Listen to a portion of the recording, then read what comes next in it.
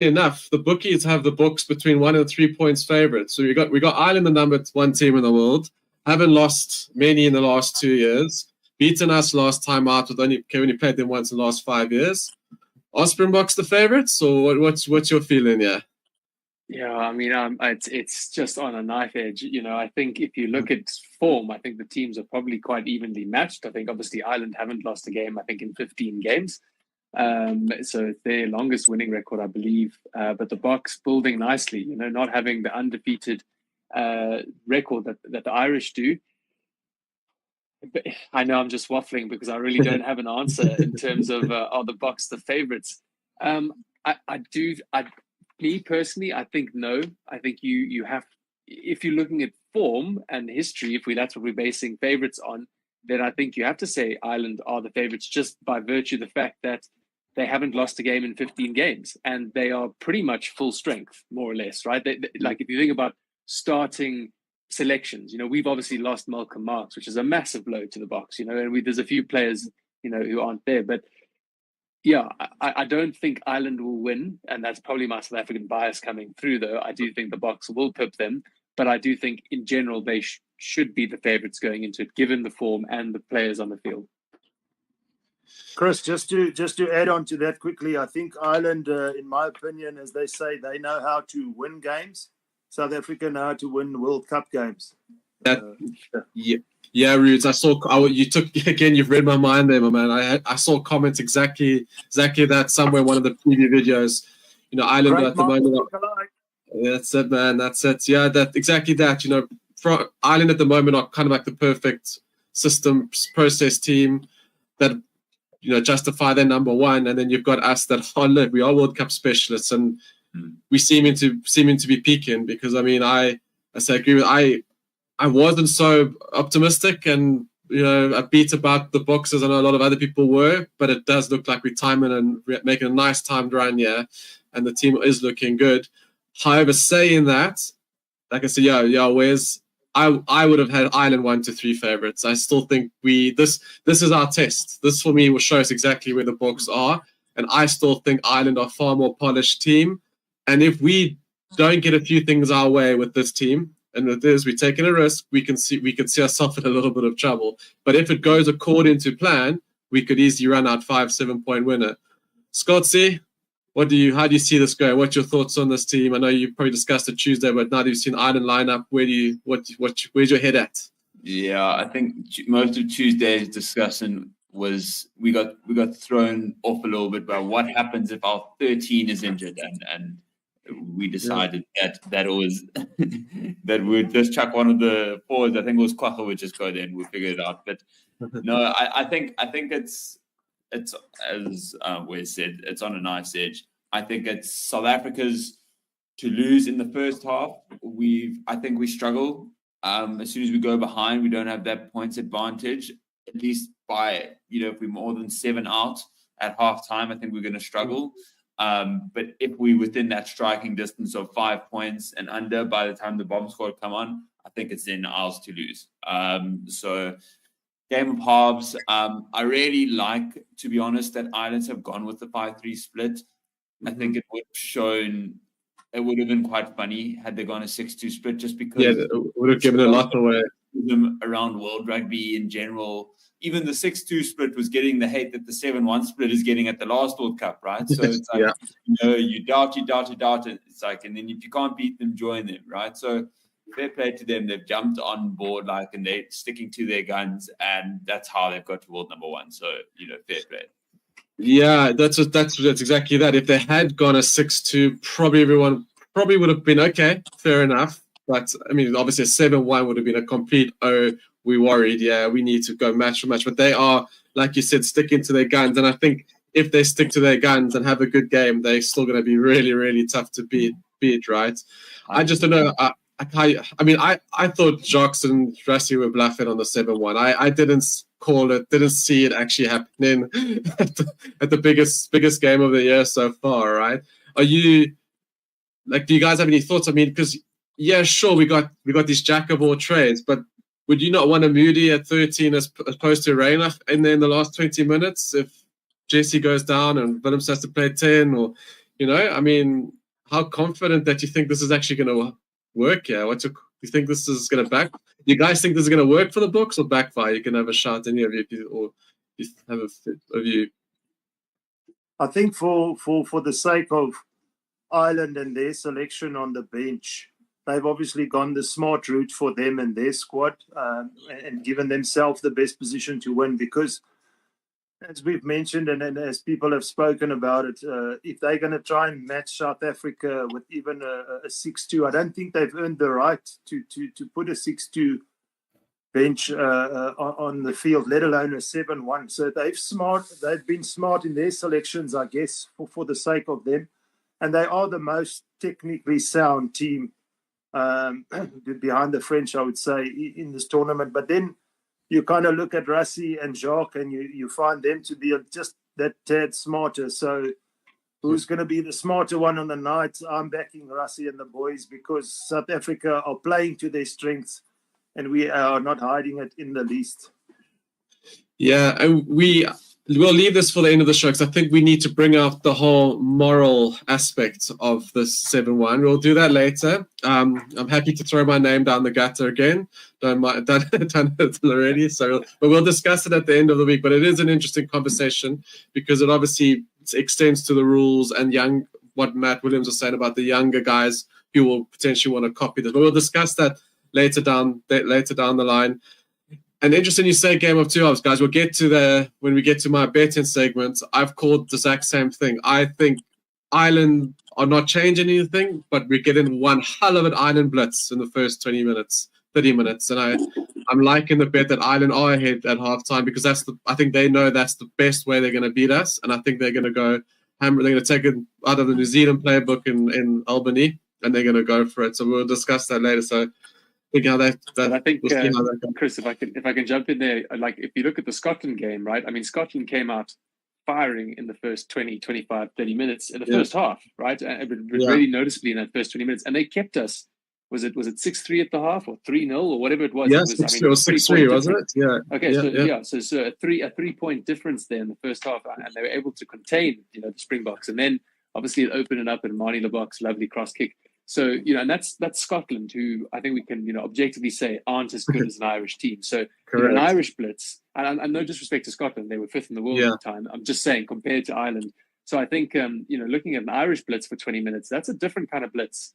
So we'll have to see. But just having a quick chat here, PVN saying 7-1 split decoy for another trick up their sleeve. Everyone can focus on that, but they don't know what next surprise will be. So that could be another ploy as well, right? They revealed one hand, with the 7-1 split against the All Blacks, and now all of a sudden it could be something different.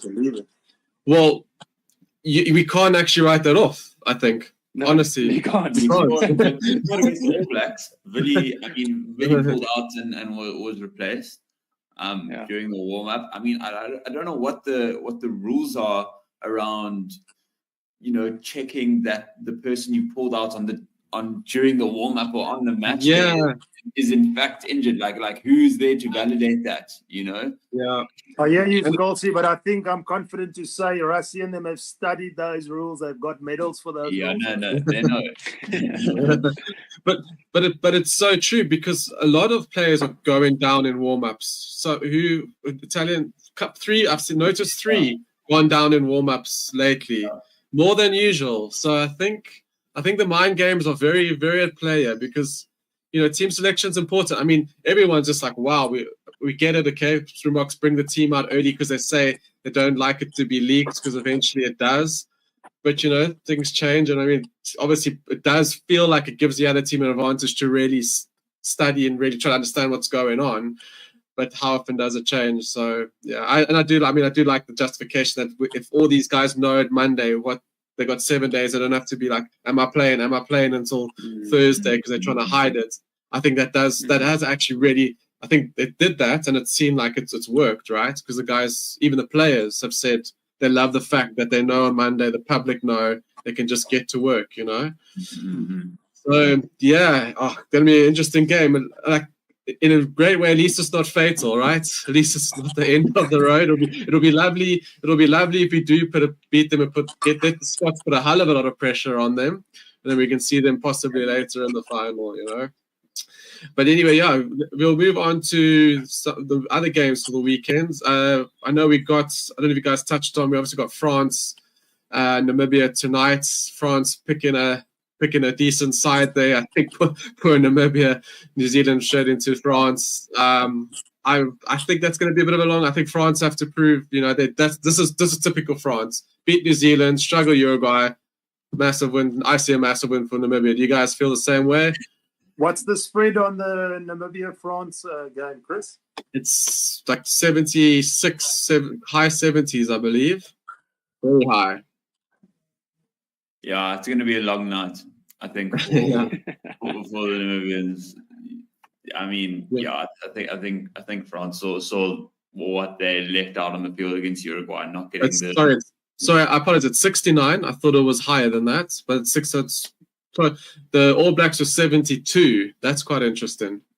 You'd think All Blacks had more changes, but France looked like they're about 70% strong, right? 80% full strength, I would say. Dupont's playing. Yeah. Janabek, wings. Yeah. He's back. That's yeah. Huge. Yeah. No, I think they saw a huge missed opportunity on the bonus point against Uruguay. I mean, you really don't want to be leaving those out there and leaving up. I mean, I guess the side of the draw dictates South Africa or Ireland for them, so it's not massive, but you still want to end up your group at first. You don't want to be overtaken because of a bonus point system that's working against you. So, long night is going to be ahead for me. Yeah, no, I agree. I think we all agree with that. I think we could go. Anyone got anything to add onto that game as we can move on to quite an interesting group, the Samoa and Samoa and Argentina. Yeah, Argentina. Sorry, thank you very much. Yeah, Argentina. That's going to also be another cracking game. I think there, Chris, I'm really looking forward to see what the Argentines can do, right? I mean, I think we were all quite disappointed, and not just only because, they had an opportunity to rain on England's parade, but it was just more the case of, there's some sort of kinship with the Argentines being in the championship rugby, right? Being in the Southern Hemisphere.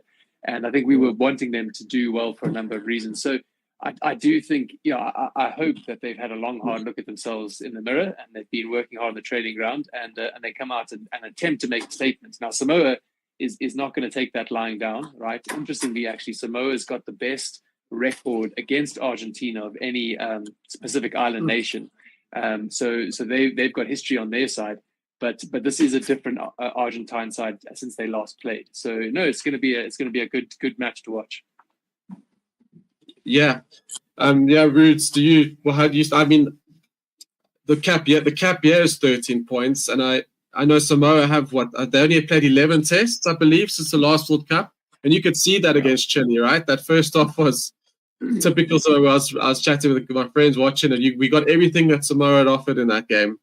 Not in it, mistakes, physicality, yellow cards. We got everything. Some brilliant tries. So, Rudes, how do you see after the back of Argentina's probably let's face it, probably one of the worst performances since like the 90s. I can remember that was Argentina of old.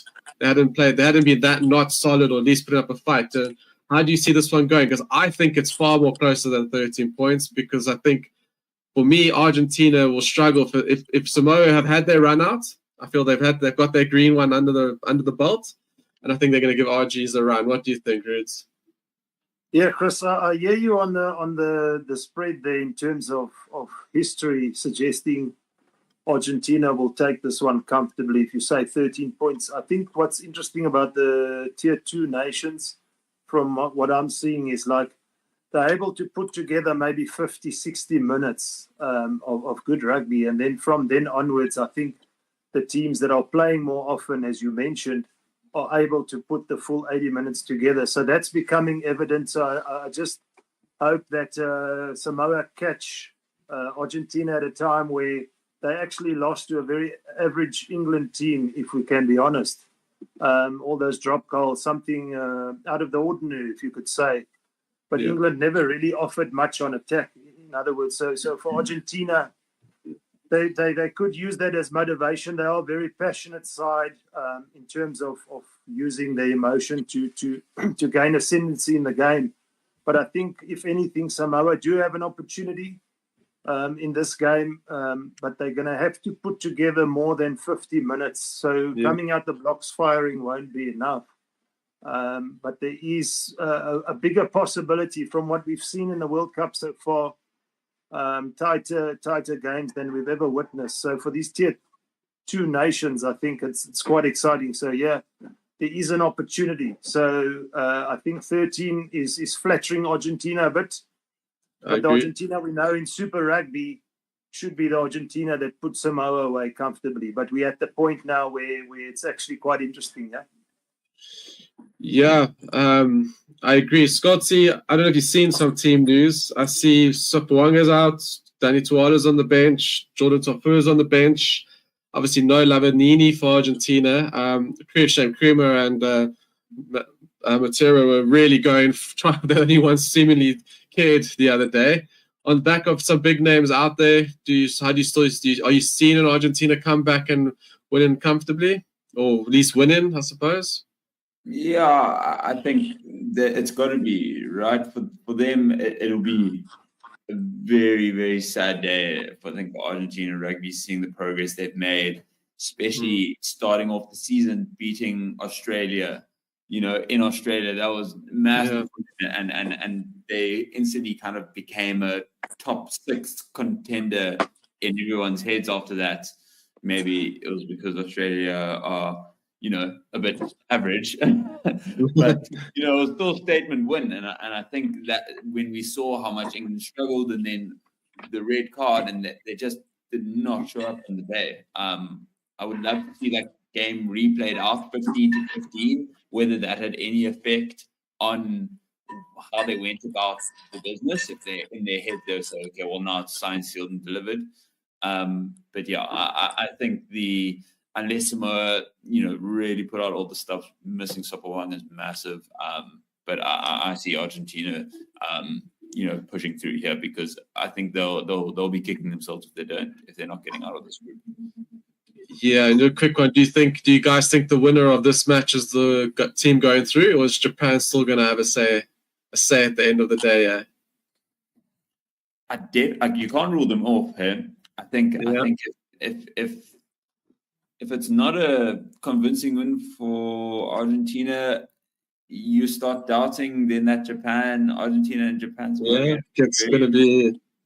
I mean, they held the English for what, 60 minutes, until it was a bit of a fallout when Joe Marler started exposing new rules in the rugby book and United.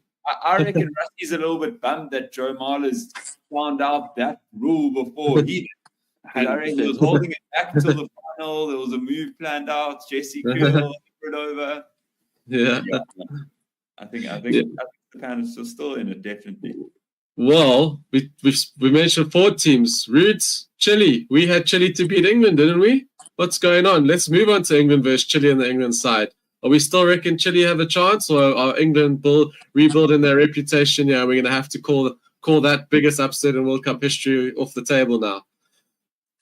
Chris, I would love to see some sort of upset like that. I just think it's exciting, as we've mentioned before, just for Chile being at the Rugby World Cup.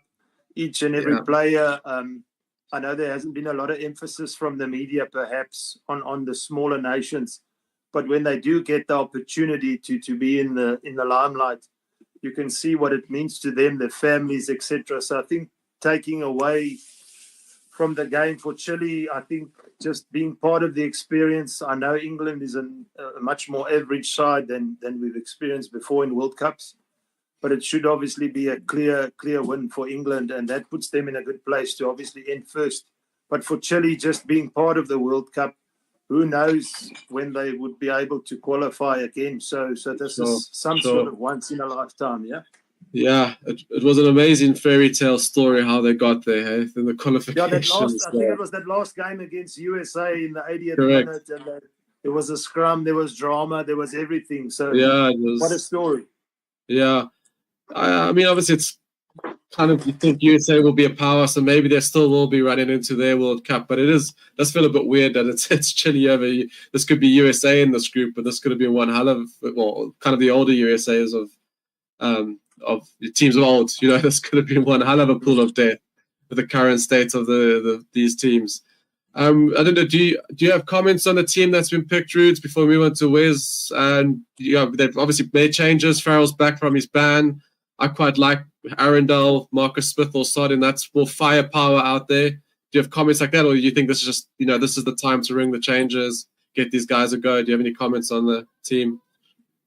I think it's always probably been, in my opinion, an opportunity for the coach now to get Owen Farrell back into the team.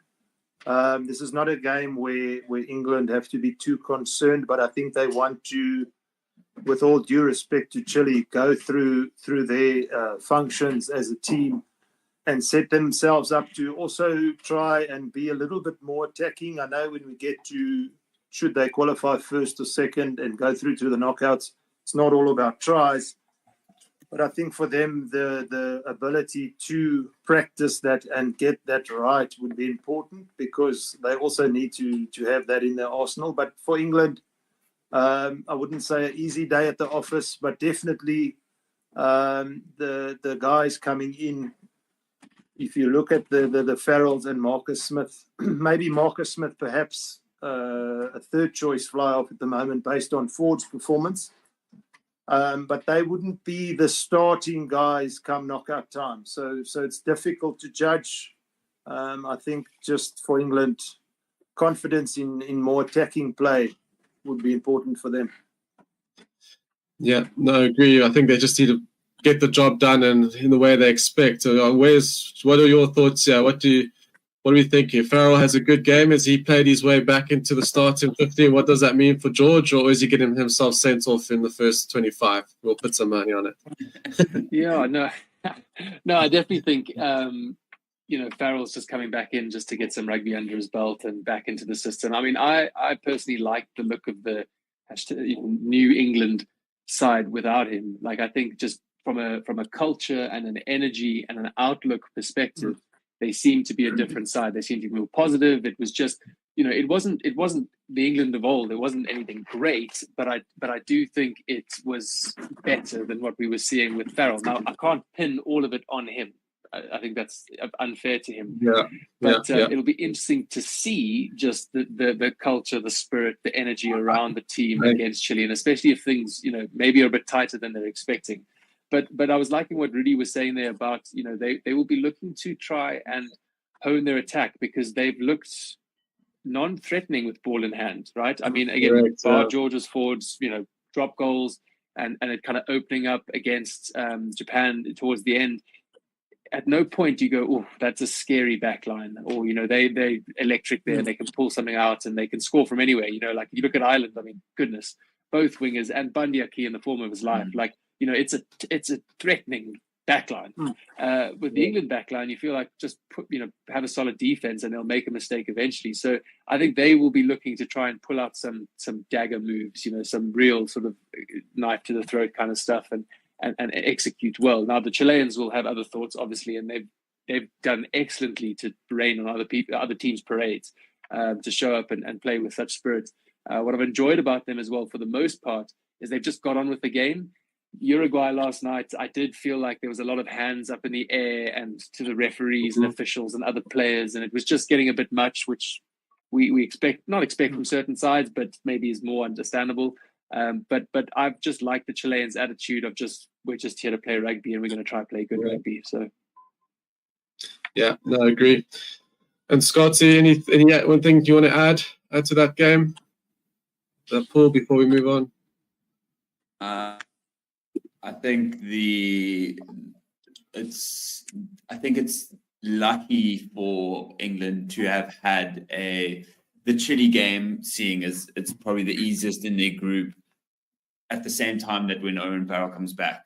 Because had this been the Argentina game, the third game, and George Ford still started as hot as he did, and then they brought him in, it would have been a completely different discussion, right? It would have been Farrell replacing Ford as opposed to, Farrell given a chance now that he's back.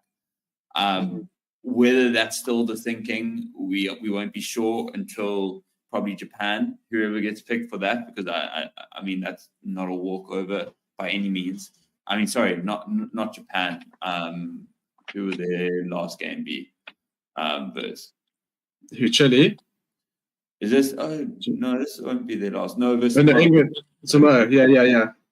So I mean, who they pick for that, and then the subsequent quarter, I think will obviously give us a better idea of whatever that pick is. But I agree. I mean, I think they've still got a lot to prove offensively. There seems to be a bit of an energy, which is what we didn't see in all the warm-up games, which I imagine is what you're referring to, Wes, and there seems to be some sort of spark. They're fighting for something which you still want to see out of an England side as much as you want them to do. From a side bias. So yeah, I mean, if we continue to see that, I think it'll be a good game. But yeah, we'll never not support a Chilean team. Of course. Yeah, well, I backtracked, even though there's no justice in the fact that the top 4 sides on the wrong side of the same side of the draw. It's kind of made every pool a bit more interesting, like this pool and the Georgia, Australia, and Wales pool, right? It's making it interesting. It's making it competitive. Yeah, we're going to lose teams we don't want in the quarterfinals, but every quarterfinal is going to be competitive. Well, even if it's Australia, England, or whatever they're going to be, they're all going to be cracking quarterfinals in their own rights. So it kind of made it interesting, even though you would have pretty liked to have seen those top 4 duel it out quarterfinal. But when they're playing the quarterfinal or the final, the semi, you still have to beat them, right? So I've turned my opinion on this draw, but I wouldn't want to see it again. I don't think Scotland are holding the same opinion. Yeah, I've got some Scottish connections, and they wanted to be so excited about this team, and they should be, and they should have. But they obviously look at that draw, and it's like, it's really going to be really tough. Before we get to the better segment, we'll just quickly touch on the Georgia-Portugal game, guys. Georgia 14-point favorites there. Is that right? I mean, for me, Georgia haven't been too impressive. Do you just think that maybe Portugal got a great performance against Wales, or do you just think the Georgians are going to be too physical for Portugal in the end? You guys have any comments on that game? Yeah, I mean, from my end, very quickly, I just think the Georgians will be physical, and they've got more experience than the Portuguese side. The Portuguese coming back since 2007. So I think you've got to go with Georgia as the favourites. But we saw some innovation from the Portuguese with that lovely tryout from the line-out. So maybe they'll be looking to unleash their own 7-1 surprise, if we can call it that, or whatever they might unveil at the game. Yeah, the Rudes will toss. Do you see a potential upset here? Obviously, Portugal winning would be an upset, but do you see that happening? History, as it would have it, Georgia have had the upper hand over Portugal in their Rugby Europe Championship Tier 2 tournament. I think Georgia, just with their World Cup experience as well, will come out on top. But then again, Portugal also showed that spirit that we talk about from the underdogs against the Welsh. And I mean, Wales only pulled away there by 20 points, if I'm not mistaken. Something we wouldn't have expected, but just for the sake of Georgia and Portugal, I think it's not a comfortable Georgia win. It's going to be one of those games that people must tune into, because it's the lesser opponents, I guess, Tier 2 versus Tier 2, and the more support we get, the better. Obviously, me saying that, I'll be doing the watch-along on Saturday, so do tune in to that game, everybody. But Portugal, they'll be excited. I think they've only been at the World Cup once in 2007. So maybe that experience in World Cup tournaments for Georgia will count in their favour. Yeah. Scott, anything to add before we move on? I've actually just gone and had a look at the poll on the Forever Rugby group. And it's a split 4-4, but with that said, Steve's voted on both sides. I don't know if that means it's a draw or what it is. So I think maybe it's a bit of recency bias, because we saw the impressive display from Portugal against Wales. Like, no one really expected Wales to get shaken by that.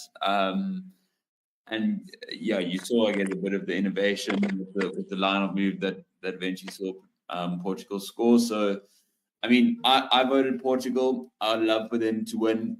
It's one of those teams you actually don't really want either of them to lose, right? They both of them very likable, play with passion.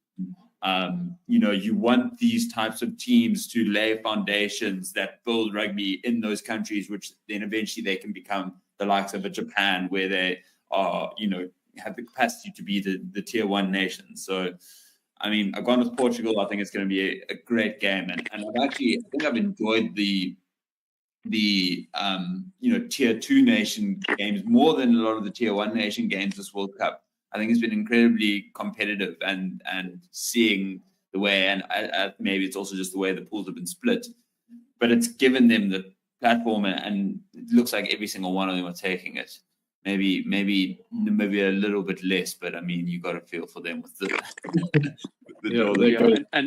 And on that, actually, there's in the comment again, PVN saying there was talk about smaller teams coming strong into the World Cup. I do not see that. I am from Namibia, actually appointed one of the Namibian front row players at my company. He works full time and weekend. And then he goes on to say not enough money in tier 2 nations and not enough grassroots. So, yeah, I mean, these teams, face massive challenges. And that's, I think, why everyone is like shocked or so stoked for Fiji, So, traditionally a tier 2 or on the cusp of nation, and with how much resources they have and how much time to play rugby, it's phenomenal what they've been able to do, and I think there does need to be better effort by World Rugby. I don't quite know how you do it, but to get these emerging nation sides, as we on one of my streams, we didn't like the term tier 1 and tier 2, so we called them emerging nations. Bit of woke nonsense there, but so these sides that are up and coming, and how do you support them? And PVN says there's just not enough money, and then grassroots, you can't, even if you chuck all the money, where does that money go? And I think they definitely, I would disagree with PVN. They're saying he doesn't see the teams coming in strong. I think they have been. I think the sides we classify as tier 2 emerging nations, they've given good teams a run. As we said, Portugal against Wales. Fiji upsetting Australia. Like I think there's good moments. Obviously, not every side. Romania's had an unlucky time. And it's just also your pool, right? And Romania, Ireland, and South Africa, and then Namibia, New Zealand, and France. That's tough stuff. Yeah. To add on to that, sorry, I think something I saw recently, which at least I found, step in the right direction from World Rugby, is that in fact the champions of the World Cup don't receive any more money than any other team. So there's a pot that's actually split entirely amongst all the teams, and they all receive an equal share of that, regardless of how far they go in the tournament. So that is great. Obviously, it's not enough, but I thought that was a really nice approach taken by World Rugby to at least do that. But the issue isn't the prize at the end of the 4 years; it's the 4 years in between, right? And bridging that gap. And I mean, I don't think South Africa, to be fair, is doing enough to bring up any of the other African rugby teams. How many teams use like an SAA team to go and play Namibia? On an international break, or Kenya, even varsity teams. Obviously, I think a lot of these Namibian players have played in South African Varsity Cup and have gone through those systems.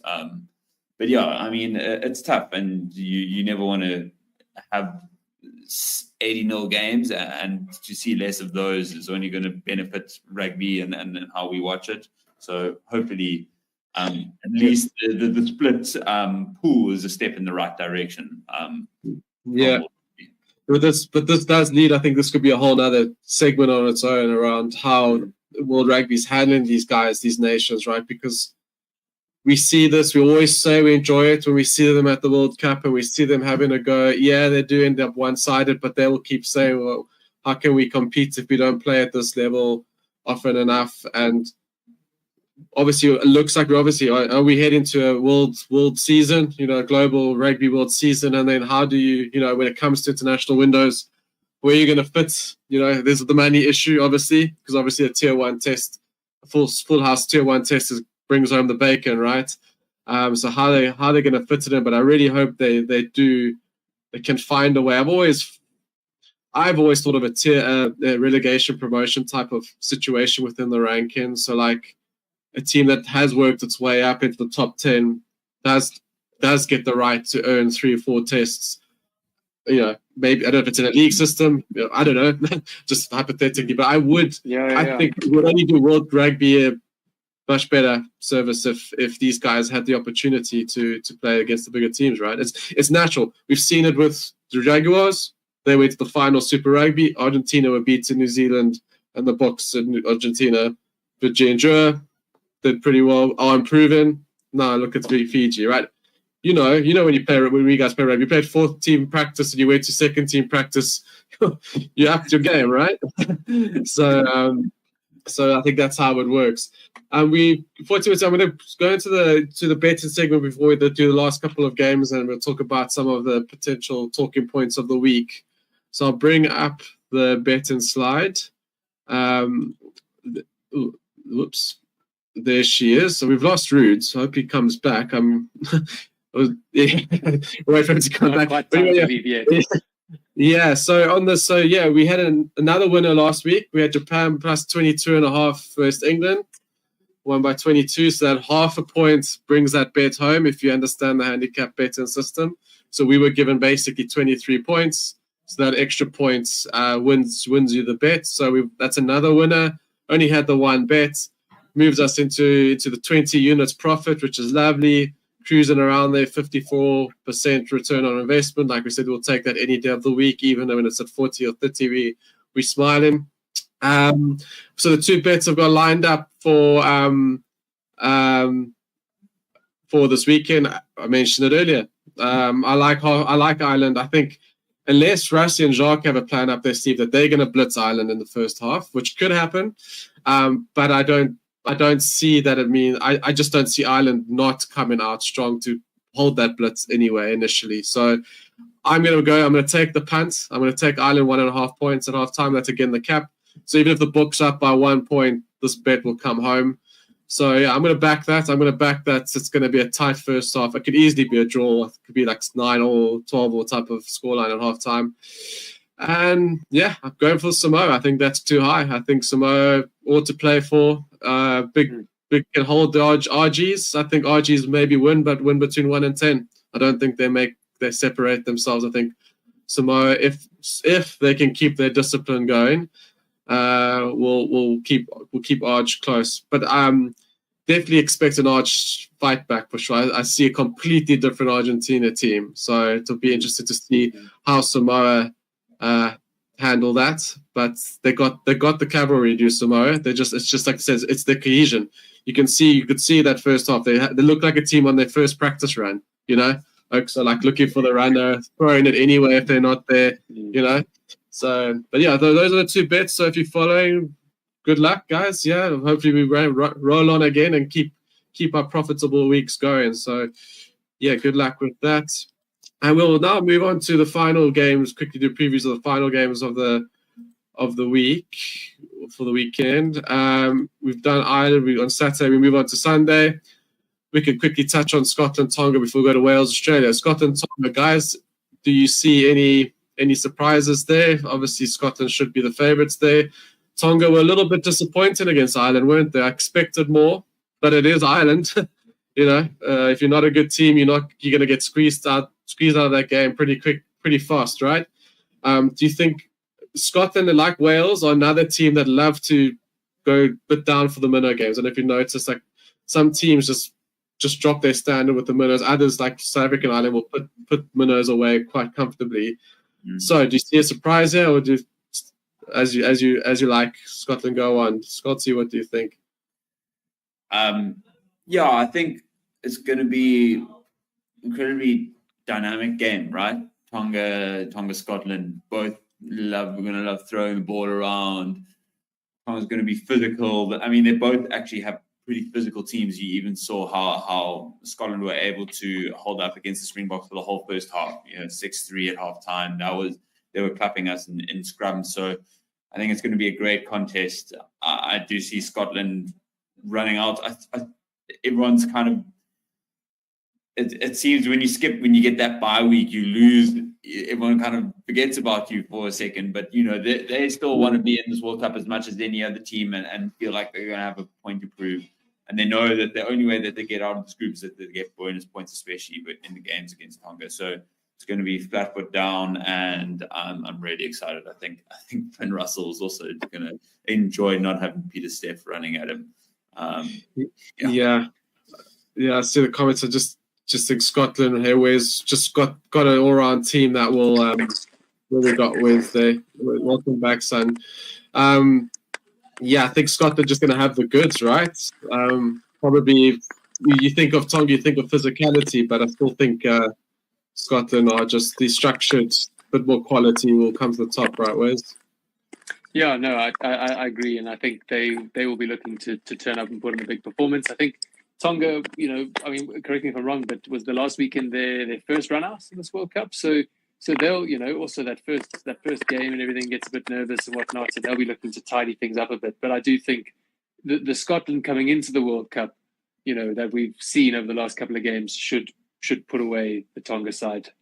Rudes, when you went away, we just quickly did the betting segment, so you didn't miss too much except for a couple of winners there if you want to join on the betting train there. But Rudes, Scotland, Tonga, how do you see that going? We all say we predicted this is a must win for Scots. They should get through, or do they get sucked into a dogfight with Tonga, even though Tonga weren't as what we thought they would possibly be against Ireland, right?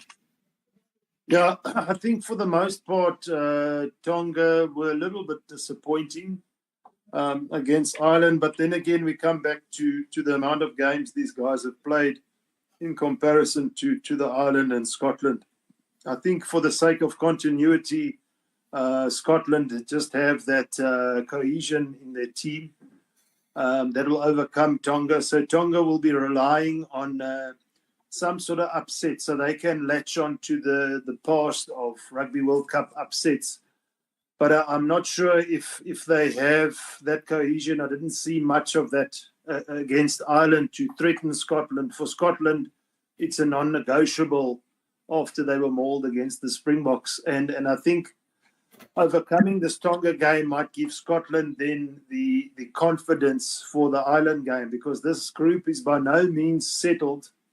In my opinion, South Africa will beat Ireland on Saturday and we'll end up first. But that second spot is still available. So for Scotland, they shouldn't be entertaining Tonga for too long.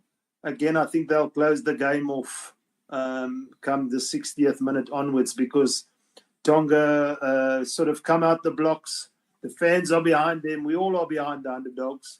But Scotland are the fifth best team, as we know, for a reason. And they just have the opportunity now to lay a marker for that game against Ireland and say, look, this will be an arm wrestle. We want that second spot.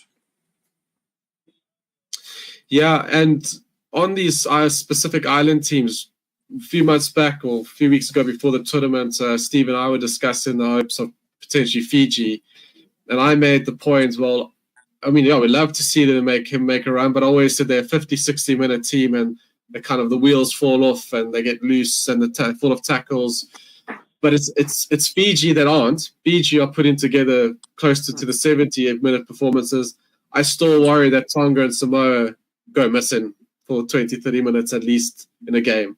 These guys often do that. They just battle to keep their discipline for some reason.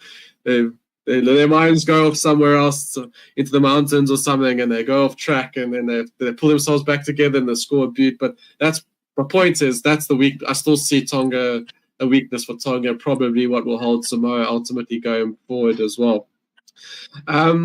Let's move on to the final game of the weekend, Biggie, Wales versus Australia. So yeah, very interesting roads to this game for both teams, right? So what we're saying, if Wales beat Fiji and Fiji beat Australia, Wales are beating Australia. Is that right, Scotty? Or what's going on here? Is Stevie joining old Eddie for some croissants next week, and they're going to try it over there over a few cheesy croissants? I mean, I'm sure Stevie would love that. But yeah, But yeah, I mean, people speaking South Africa, Ireland game of the weekend. I think this is the game of the weekend. When there's consequences involved, you raise the game by that next level, right? These two essentially are fighting for a qualification spot. It's a knockout game for them, and expecting that they're going to win the rest of the games, which also not guaranteed but expected. This is their toughest challenge. I think Australia will win. I think they will bounce back. I think Eddie, short-term fixer, knows how to come up with the game plan. I think Wales got away with it against Fiji. I think Fiji slipped up a little bit. I think Fiji should have beaten both teams. They managed to get it over the line. Thank goodness, as someone who wants Fiji to succeed more than Wales or Australia. But I still think Australia are the next best nation, and I think they'll get through. And I think 7-10 actually, unless Dan Bigger has an absolute day, which he's highly capable of. But no, I'm putting my faith in Australia. Very interesting. Yeah, I've also got some opinions. I might leave it today because I'm very curious to see what Wes thinks about this game. What's going on here, Wes? Talk to us. Yeah, no, I'm against Scotty over there. I think Wales will take this one. Yeah, I just think they've not been in fantastic form, but they've been in better consistent form than Australia. Oz just have struggled to find any sort of rhythm, any sort of consistency. I mean, the number of captains they've had, I think, Drew Mitchell very eloquently was telling us how many captains and whatnot that they've had over the last couple of games. On that quickly, I feel like, fair enough. I understand why he has to apologize. Kids will look up to him and this, that, the next, but you can see it's coming from a place of passion where he genuinely cares about the sport, his nation, and their success.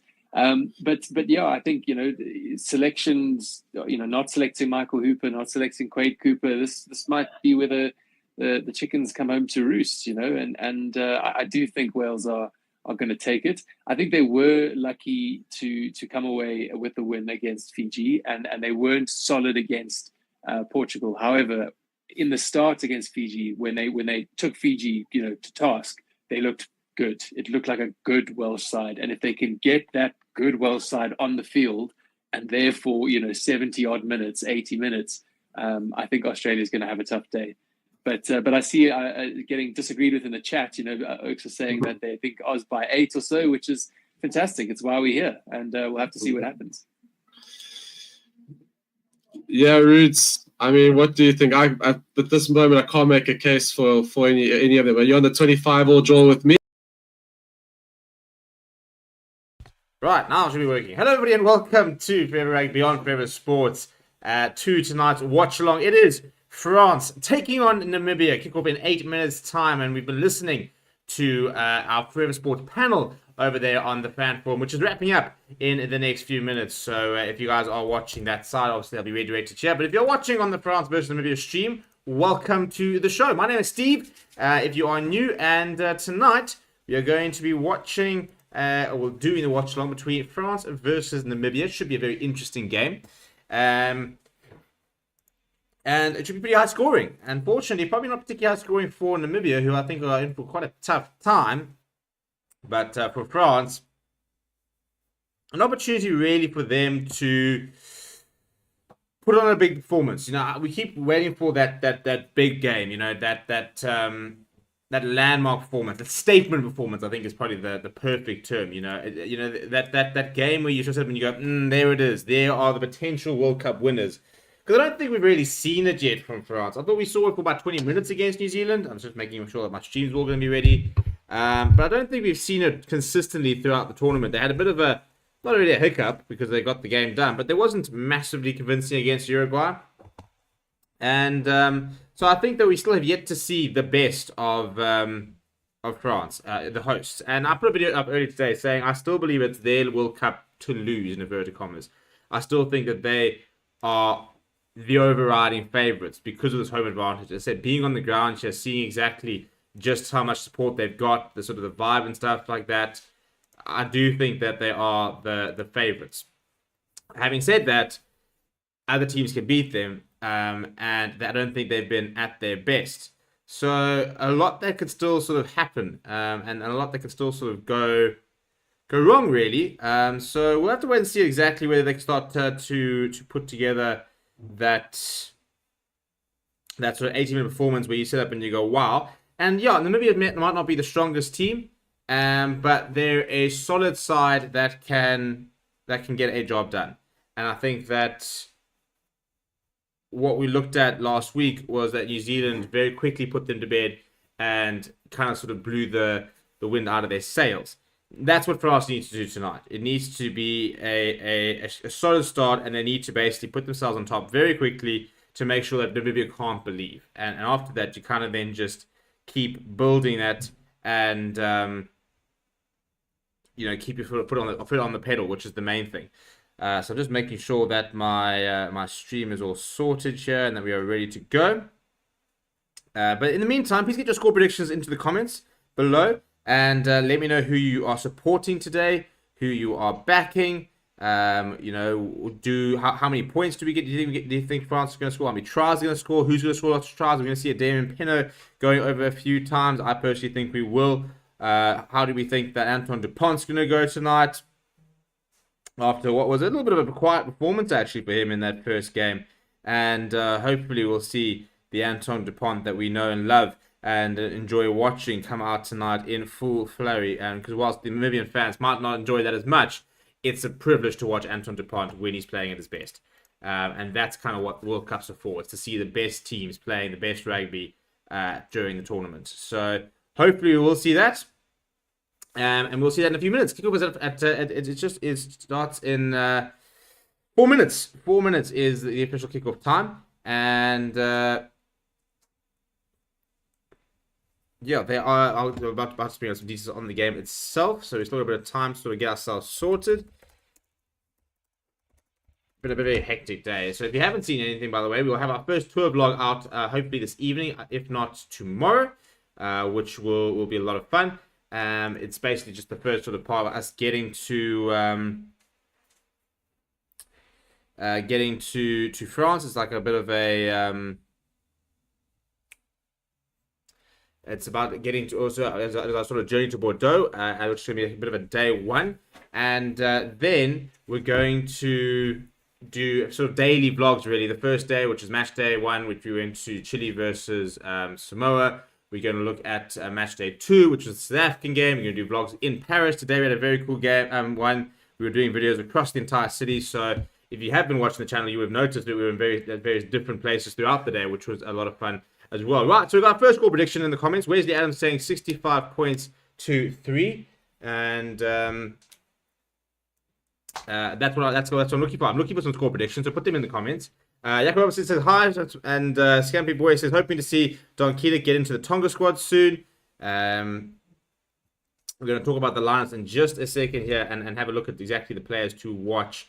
Because there are a couple of players that I was impressed with last weekend from Namibia during that New Zealand game. Joe Oliver saying, hello sir from Brasilia. Welcome to the stream. We do have a poll running in the comments, and they have 17% who think that Namibia could do a job. There's 4% that are backing a draw. I'm not sure I'm backing a draw. But I like the sentiment. Right, let's go through the teams, shall we? And we'll start with the home side, which are the host nation. And France, big name back in the side. Cyril Baye starts at loosehead. Pietro Murvaka in at hooker. Unai Antonio in the number 3 jersey, a proper front row. Alan Julien Marchand, and I don't think this team gets a lot better apart from Gregory Aldred at 8th man. But in the second row, Cameron Wacky, Thibaut Flumen. So going with pretty full strength in the tight 5 there. And it's a great loose trio of Francois Close, Charles Olivon, and Anthony Gelange. No Aldred in the 23. Anthony Gelange back last weekend, captaining the side, and he continues in the number 8 jersey. Francois Close, Charles Olivon giving him some company. The Antoine Dupont next to Mathieu Jalabert, Louis Biabari, and Damien Pinot, the 2 wings. In at centre, Jonathan Dante and Gael Fiku. What a centre pairing that is. Thomas Ramos, absolute baller of a player. Comes in at 15 off the bench from last week. Off the bench, it is Pierre Bougerie, Reda Wadi, Dorian Aldegheri, Roman Tuifanau, Paul Boudinot, Baptiste Kalut, Ewan Mufana, and Melvin Yamane. Just as much quality on the bench as in the starting lineup. So overall, a pretty impressive French side, which I do think are going to make it very, very difficult for Namibia tonight. Jules says, where can I watch the rugby for free? And depends on your territory. If you are in a territory, for example, I know in France, it is being shown on a free-to-air. And if you are in, I think it's Ireland, for example, it's on a free-to-air. A couple of other nations that do have free-to-air options. So if you're in those sort of countries, then yeah, there are free-to-air channels. But if you're not, then you're gonna have to look at your local broadcaster. And if you are, I just have it. And if you are in select territories, then there obviously is a free-to-air broadcast. Just making sure we've got a working stream over here. I'm going to actually make use of that free-to-air option, because I am in France and it's being shown on France.tv, which is very useful. So I'm going to go and log in now, seeing as I'm in France, and I'm going to make use of that. I'm going to watch some live World Cup.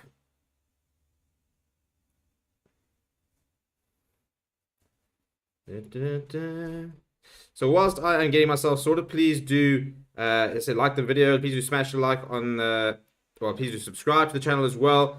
Go and check out our other content, all coming to you live from, I'm actually sitting in Paris right now, on the outskirts, but it is still Paris, still counts.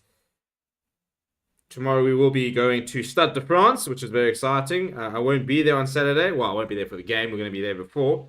So that's going to be a lot of fun going there and meeting all the fans and stuff like that. I'm actually going to watch the game, the Argentina versus Samoa game tomorrow at the fan park in the middle of Paris, which is going to be a lot of fun. I'm going to be doing a bit of a vlog on exactly what it's like to go watch a game at a fan park here.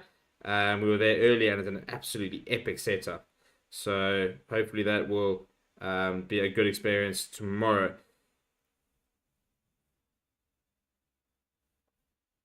And then this weekend, it's the big one, isn't it? It is the big one. Ireland versus South Africa. We'll talk a little bit about that during the stream if we can. But yeah, it's at the end of the day, it's just for me the biggest game of the tournament so far. I don't see how any other. I mean, I think France versus New Zealand in that opening game was probably the next biggest game. But we're talking about number 1 versus number 2. You know, in Paris, Stade de France, in the group of death. You know, the favourites arguably in Ireland in terms of the team that's been number 1 for the last year versus the reigning champions, who are trying to go back to back. Now here we go. So I've just created my account in France for France.tv, and now in theory I'm going to go watch some France versus Namibia. I mean, how cool is that? Which has officially kicked off. So we'll tell you exactly what's going on in just a second.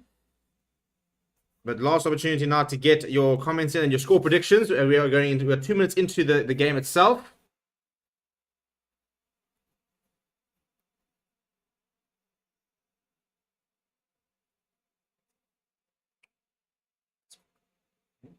I need just want your feed.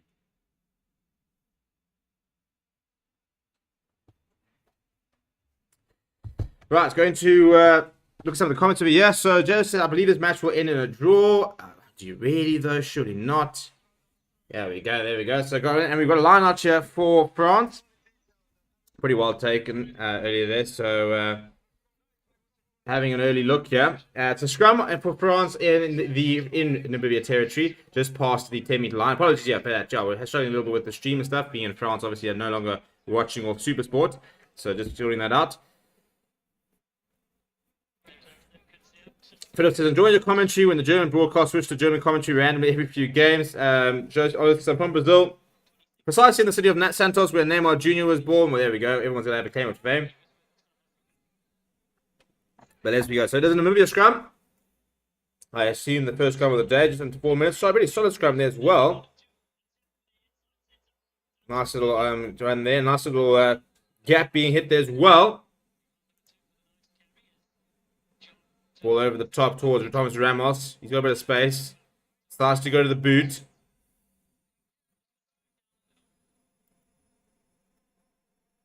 Now Namibia looking for options, looking to run the ball. And Antoine Dupont was slightly isolated and concedes a penalty. Not sure that was the most intelligent option for him to take. There were a couple of other options. Could have gone to the boot. And it's not Antonio of all men. The big tight head, he got his hands over that ball, winning the penalty.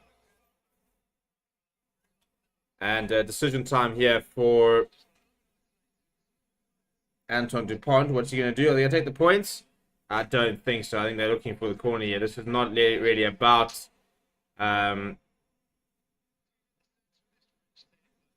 It's not really about winning the game. This is about bonus point. This is about getting as many points as possible. That is the main thing with this game. It's not that I don't think they need to worry about the result. It's all just about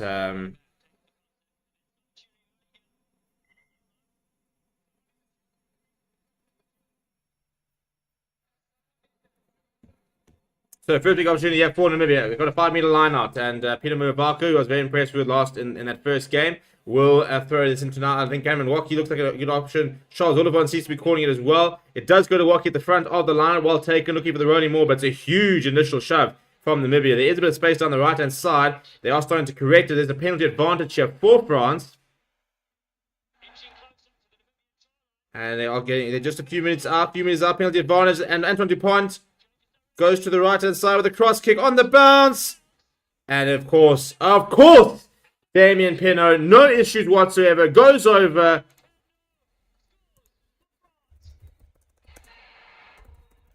I mean, he was tipped to potentially be to break the try scoring record for the World Cup. So no surprises that within the first 10 minutes, Damien Penaud going over, and of course, it had to be Antoine Dupont with the try assist as well. Absolutely brilliant from him.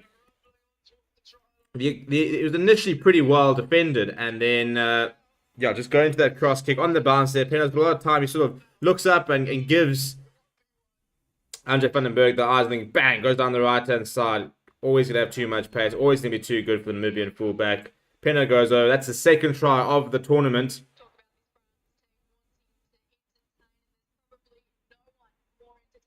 And within 7 minutes, first try on the ball. Thomas Ramos going to have his first option, kick a goal. Going to the comments over here. Jules says, can I use the VPN for France TV? You can give it a go. I'm not sure if it'll work. I haven't tried it. Philip says, would be lucky if you're able to get the match sounds going in background under the commentary. Yeah, look, I mean, it would be a nice idea. Maybe eventually down the line. But he reckons France to win by 70. And Alan Robinson says, I'm expecting a tsunami of points from France tonight. Yeah, try assist, Antoine Dupont, try Damien Penaud. I think we've heard that before, haven't we? And we'll hear it again, I'm sure.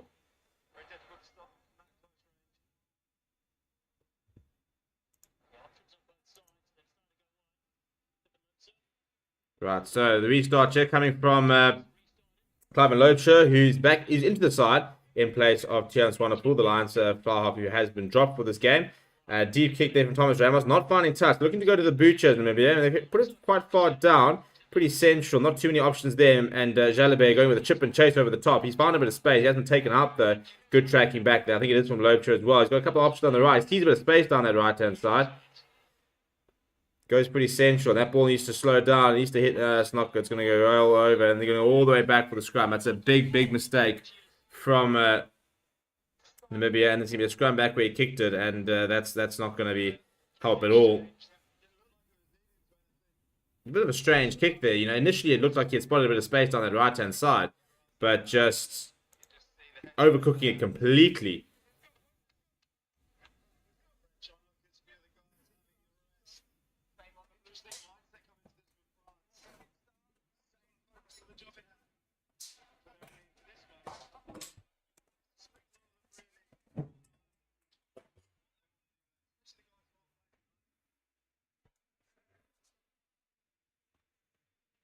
Right, so scrum for France. They've got the entire, they've got the right and the left to work with. The try that is, they're looking to, they might have a check here. The try that is, they're looking to, they might have a check here. Referees want to have a look at something. Not entirely sure what. On-field decision is a try. Taking the Parkinson side from Bill Barry, who sort of short, I think looked pretty okay.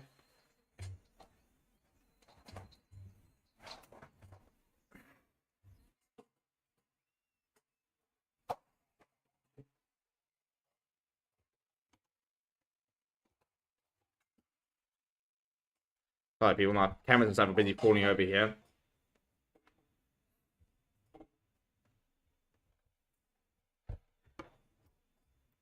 So having a look here, and does he step inside? No, I think that's pretty impressive actually. It's pretty perfect.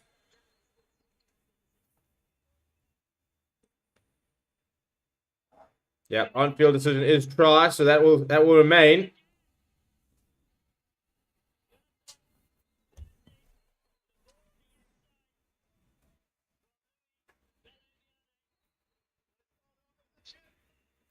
A brilliant chip in behind from Mathieu Jalibert. I just sort of wonder, I mean, and this is the annoying thing, you know, it's a great inside ball. It's really well worked from France, but that is far too easy.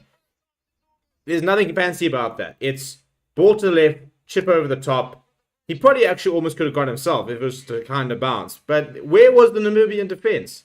Nobody tracking back there. It cannot be that simple to score tries. I don't care who it is. I understand that, there's a difference in quality. I understand that, there are differences in the squads and stuff like that. But tries like that frustrate me because that's just bad rugby. It's not anything else than really bad positioning and it being far too easy, to be brutally honest. And there's no excuse for that. Absolutely none.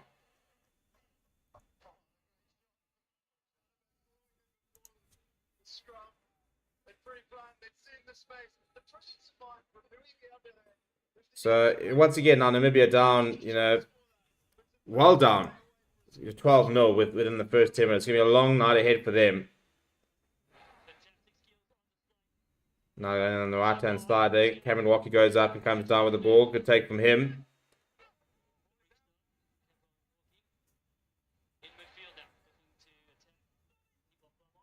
Two off from on, carry from him. Back to Thomas Ramos. It's not the best kick, and it's on the bounce. Gershon Mouton, a bit of space. He's got some good features, Mouton. He decides to go himself. Takes the 3 French defenders to bring him down. So go full ball, for Namibia. Going short there, goes Loebscher. Now Loebscher, ball over the top. That's dreadful. That is absolutely dreadful from Albert van der Berg. He's just thrown a pass about 14 meters too high, straight out into touch. First real promising opportunity there from Namibia, and then there's a pretty dreadful pass. You sort of wonder, sit there, just keep it simple here. Just run the hands here. Get a couple of phases going. String a few things together.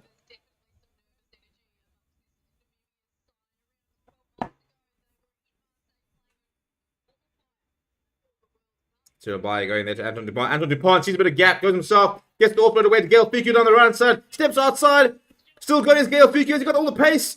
He doesn't have the pace. He's just within 5 meters. Quick recycle. Cameron Walkie picks up and goes. France on the front foot once again. Antoine Dupont throws it out towards Jalibert. Brings out the cross kick. It's been charged down, but falls back to the hands of a French player. And Jonathan Danty now caught on the ball. Just by the 22. France lost a lot and that's brilliant. Absolutely brilliant. Who is that? I think it's Louis van der Veste, is it? That is a huge clutch turnover. Jonathan Danty slightly isolated, goes down, and I think it is the hooker who's gotten over there. It is Louis van der Veste, and gets it over, wins the penalty. Does really well. And Namibia will survive that attack. It looked very dangerous. As soon as you start seeing Antoine Dupont looking for gaps and getting those offloads away, you're into very dangerous territory. That's where they are so effective.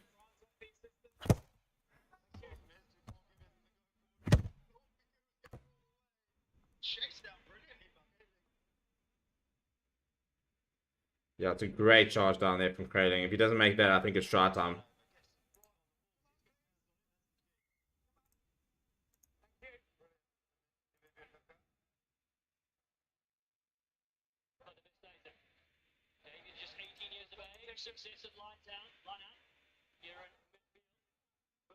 Solid line out there from France with the back of the penalty. I mean, from Namibia trying to get on the front foot here now. Namibia, just keep it simple here, chaps.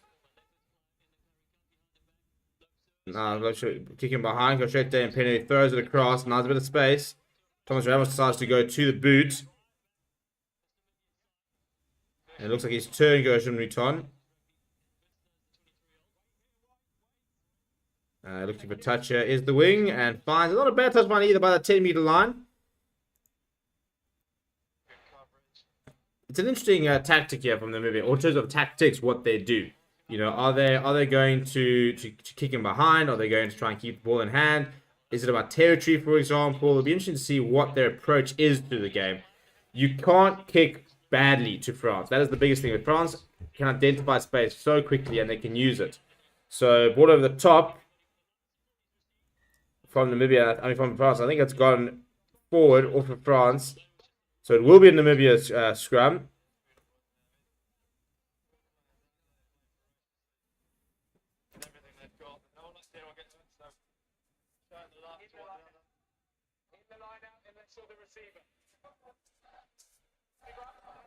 Not the best line out there from France. Looks like a pretty good atmosphere. I think it's over in Lyon. Sorry, Marseille rather. At the start of Velodrome.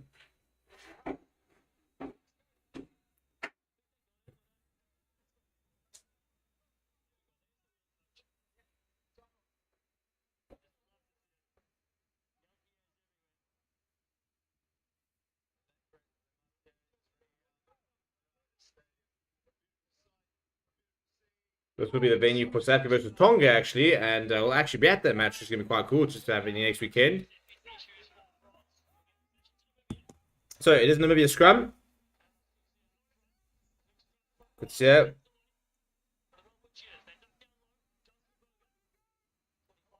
Good work there from Berger. Retief carrying and making a yard or two, looking like they're going to go to the box kick yard, and maybe immediately looking to go to the kick. It's it high in the air. That'll be contestable. That's a much better kick. Gershon Mouton's up there to try and make it. It does bounce. And eventually falls back to Antoine Dupont. Big tackle on him. And it's a loose pass, which eventually falls to Bilbao. Good tackle on him from Prince Kassev. One of the better players that I thought against New Zealand last week for Namibia. Now they go to Cyril Baye. What a player he is. A big boost to have him back as well.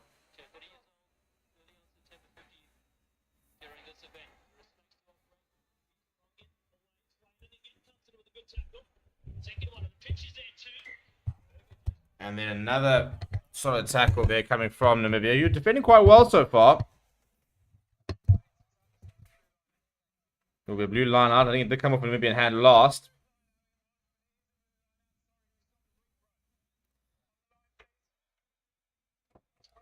Right, they're taking it quickly, and France have got possession back inside their own territory.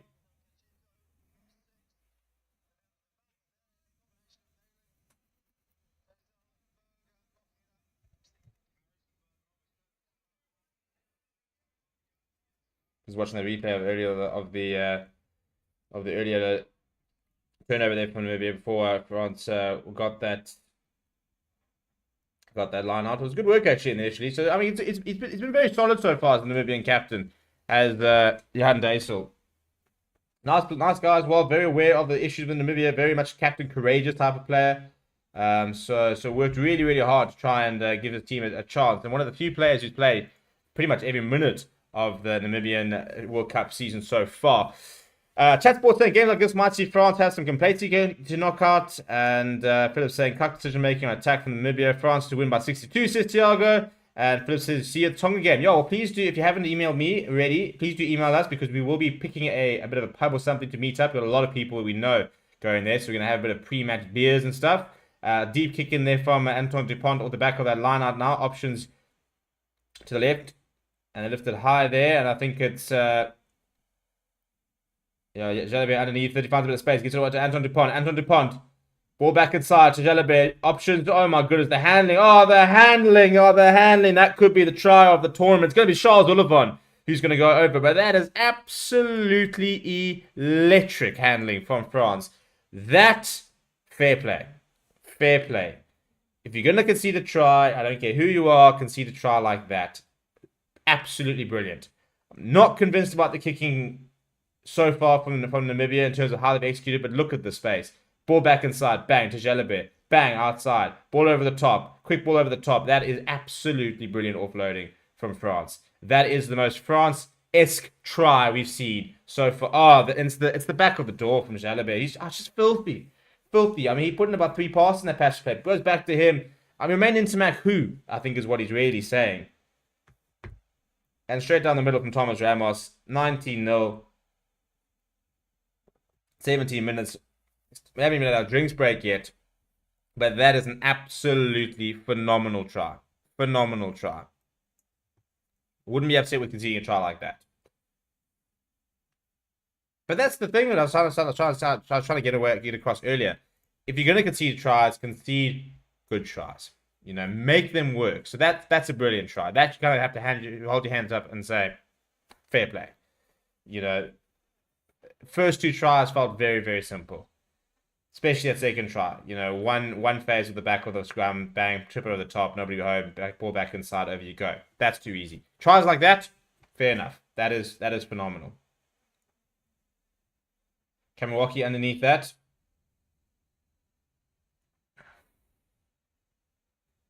Antoine Dupont firing out to Rams' first receiver. He goes to Anthony Jelonge. Good to see him back in the French colours now. Ball back to Mathieu Jalabert. He does go to the boot, this time looking for touch. Good touch finder from him. We should be having our drinks break in the next 10 minutes, or the next few minutes. And, so the email should come across the screen at some point here. But yeah, you can email YouTube at favoritesportsmedia. There it is coming up now. YouTube at favoritesportsmedia.com. Give us a shout. We are going to try and, we're going to pick a bit of a place to meet, whether it's at a fan park or something like that. It's a 9 o'clock game. I think it is that Tonga game. So we've got a lot of stuff to do during the day. And we're going to meet up as a crew, and then we'll all head to the game together, is the plan.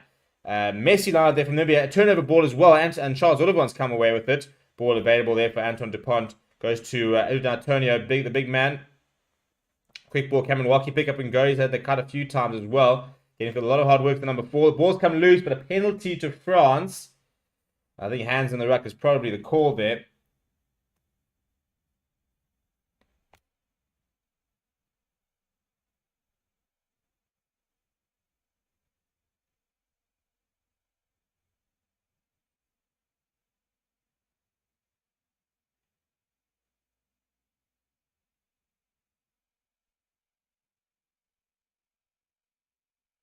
That's a very, very good kick. That's gone down the right-hand side. They found this at 10 meters out. Very, very solid work here from France. They're really putting the hammer down in the early stages of this game.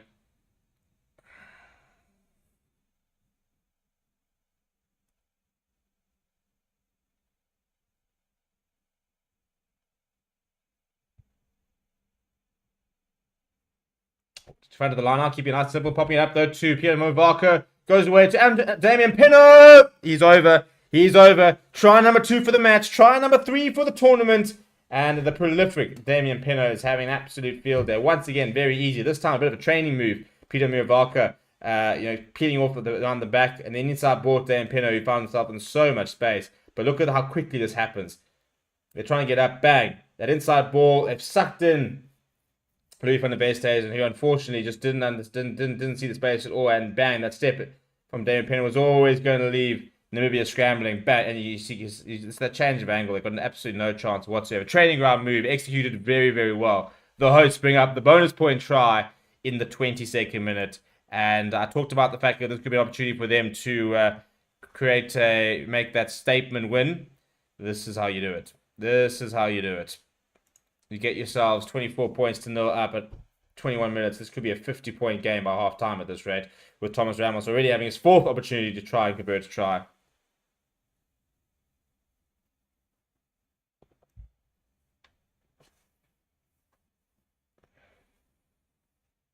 It's a very good kick from Thomas Ramos as well. He'll keep the scoreboard ticking as it goes up to 26 points to 0. Chris says the break at 30 minutes or 40 minutes. In theory, the water break is at 20 minutes. Although I don't think we're actually having water breaks. So that's what I wanted to check when we got to the 20-minute mark. I don't remember receiving an email to say that water breaks have been sanctioned for this round of games. So it doesn't look like we're having water breaks, which is quite cool. Keeps the flow of the game going a bit better. Although I'm sure Namibia would quite enjoy one. They go deep with the restart this time, and it is Francois Croes underneath it. Good take and a nice tackle there coming from Daisel and Louis van der Westhuizen. Antoine Dupont going to go to the boot. He fires it back towards Thomas Ramos. And it's a decent touch finder from the fullback up towards the 10-meter line. Opportunity now for Namibia to try and get ball in hand and keep ball in hand. I think that's the main thing. It's one thing to get to ball in hand, but it's another thing to keep it in hand.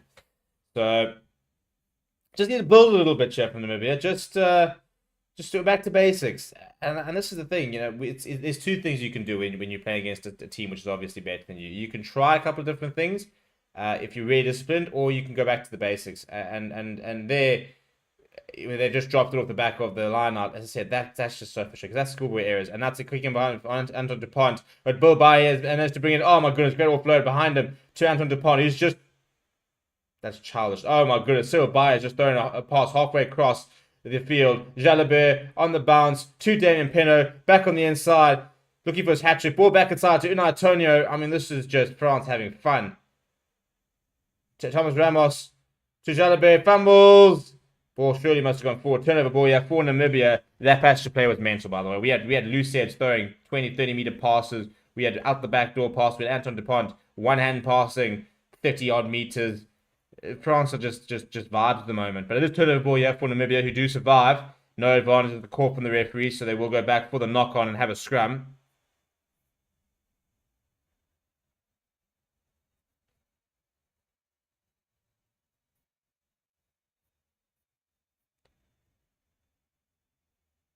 The bounce of this ball really didn't do too many favors. Goshen Mutom a bit over it, but still that's a great ball back, and around the back of his, literally around his back to Antoine Dupont, steps away from one as he's being reeled in, and it's just Mathieu Jalabert who can't hold on.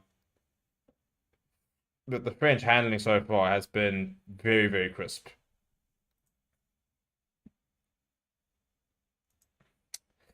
The first try was Damien Pinot, who's gotten 2 tries so far. So, yeah, the superstar living up to his expectations so far. The try scoring record, I believe, is 8.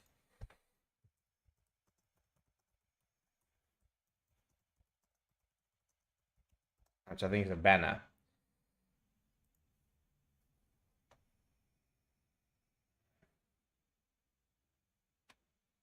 Big more coming from, big scrum coming from France. They have won the penalty. Namibia just unable to compete. I mean, their props are lying on the floor. That was a huge scrum coming from them. And that front row is so powerful. Cyril Baez back in a big way.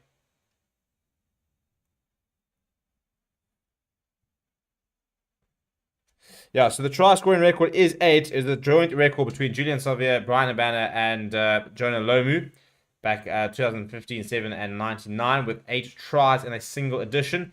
In 2019, it was Josh Adams who had the record number of tries in that tournament. That was with 7.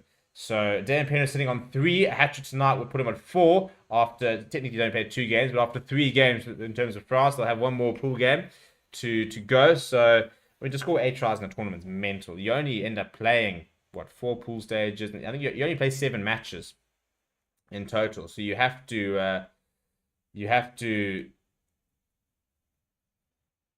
score well over a try a match, and it's just so silly. I mean, it's the Namibia number 6 just coming across and just kicking that ball back inside, which is so illegal. Basics there. I'm not quite sure what he was thinking, or thinking that he was going to get away with it. That's bizarre. I haven't seen that happen in a long time. Tonga says France having more points than men so far in this game, possibly 80 plus in the way. Well, this is the thing. 80 points could be on the table. At one stage, 50 points by half time could be on the table. As France do knock it out, and some concerned faces on the sides for the Namibian coach staff. Fabian Gaultier looks pretty unmoved at the moment. They go to the front of the line and listen to Antoine Dupont. Antoine Dupont picks it up. Oh my goodness. Jonathan Dante. I mean, look, I wouldn't want to try and tackle him. I don't think Berger wants to either. Jonathan Dante's gone over and he's basically just picked it up and strolled over without even... It was barely a speed bump, really, was Berger. Just very quick over the top. As he's coming down, pops it up to Pond. He's gone short. And, yeah, unfortunately, Danko Berger has gotten himself into a good position, but just doesn't have the physicality to stop Jonathan Dante at that sort of range. Goes over, bang, crashes over. Easy as you like. 31 points to 0. Still scoring it over a point a minute. And this is going to get very, very ugly very quickly for Namibia. I mean, as I said, 50 points before half time was on the cards. It could still be on the cards at this rate. So people might have to get some calculators up to try and keep track of this talk. Thomas Ramos, meanwhile, is going to be doing his fantasy team picks are very good. He's going to have plenty of conversion opportunities. So if he's not in your team and you're not the kicker of your team, then you could be in trouble because, yeah, he's going to have a lot of work to do tonight. Head down, straight over. No issues whatsoever for Ramos.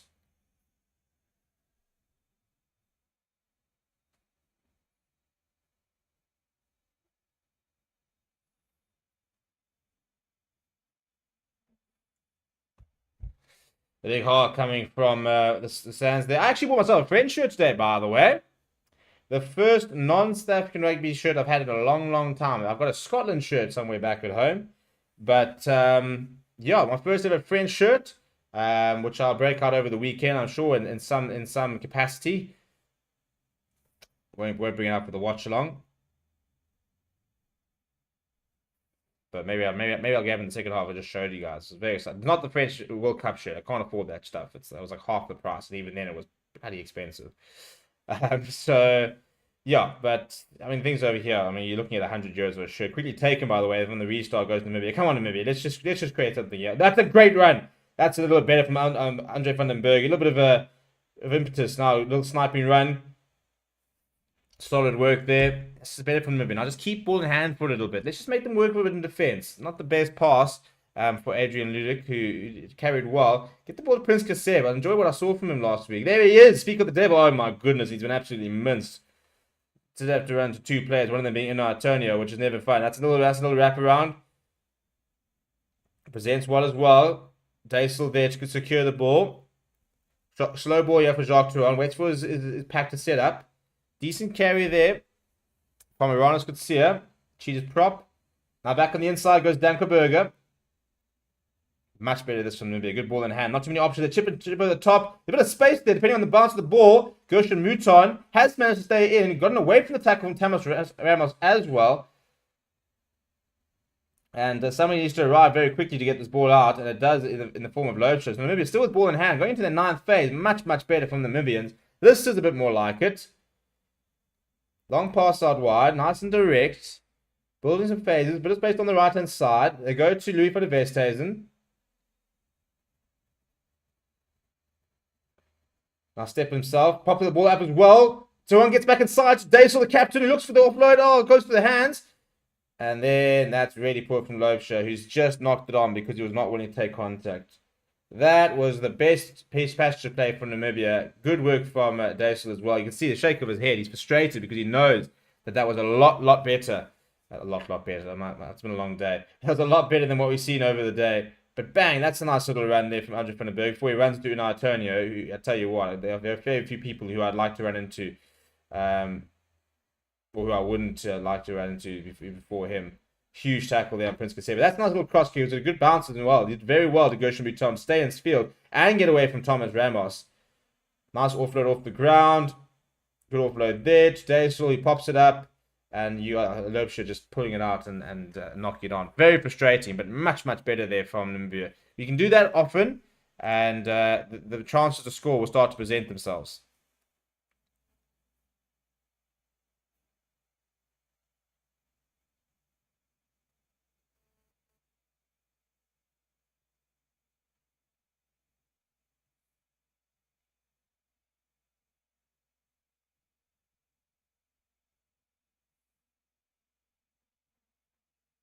Big scrum coming here from France, but they've put Antoine Dupont a bit of pressure, and the turnover the ball.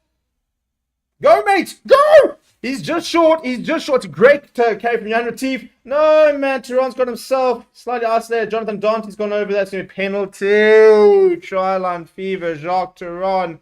You had so many options.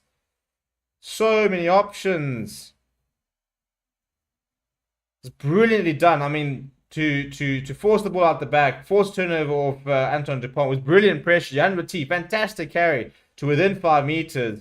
And then Jacques Turan opting to go himself, completely isolated. And Jonathan Dante, who's brilliant over the ball.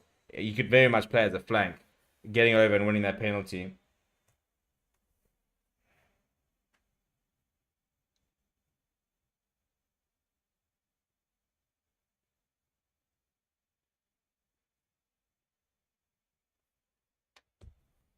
Prince Kasev getting a bit of treatment over there. Very impressed with what I saw from him last week, the big number 8. I was playing on the flank, but had a very nice outing.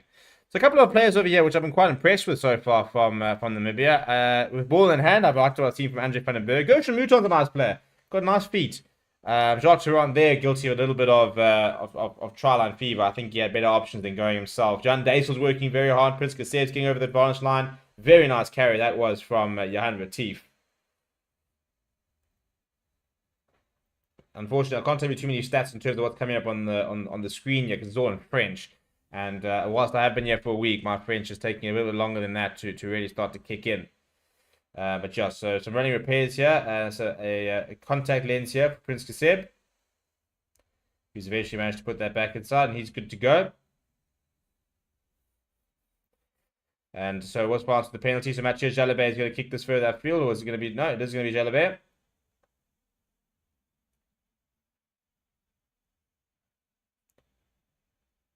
That's a pretty good kick from him as well. That should be about the 10-meter line.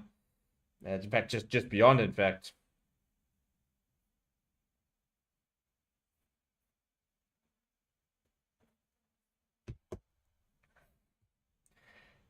What a narrative, though, Mathieu Jalabert. I mean, I wouldn't say binned, but fallen a bit to the wayside for France. And then the injury from Ryan Intermac thrusting into the spotlight.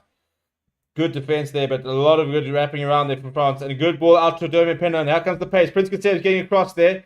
Very, very nice covering, but he's been put into touch. Has JC Kreiling. So it will be a France line out. Damien Pinot around the outside. I tell you, as I said, he was showing some good pace there. It was Prince Kasev. He was looking to try and reel him in. Just as well, he probably went to the Budos and could have been found wanting. It's a great take, though. Cameron Wacky is doing some brilliant work at line time. Nice little wraparounds. A nice idea from Namibia to get up nice and quickly. But the overlap there, kick back inside. And unfortunately, no other options there for JC Kreiling apart from grab the ball and ran it out. So 33 points to 0 in the 32nd minute. It will be a France line inside the 22. Once again, Cameron Wacky, Bobai up towards Muvako. Looks at another move. This time he goes himself. Gets the offload away to Anthony Jalonge. Namibia are saying it was forward. Anthony Jalonge is celebrating. Well, I think we're going to have a look here. We are going to have a look. It looked like, well, the Namibian players were convinced. They said it was a knock-on. In fact, half the backline stopped playing. So we have to wait and see exactly what happened. But I think that there was a potential knock-on here, or at least forward. I think probably forward would be for the core. I don't think it actually hits the ground, but I think it would have gone forward.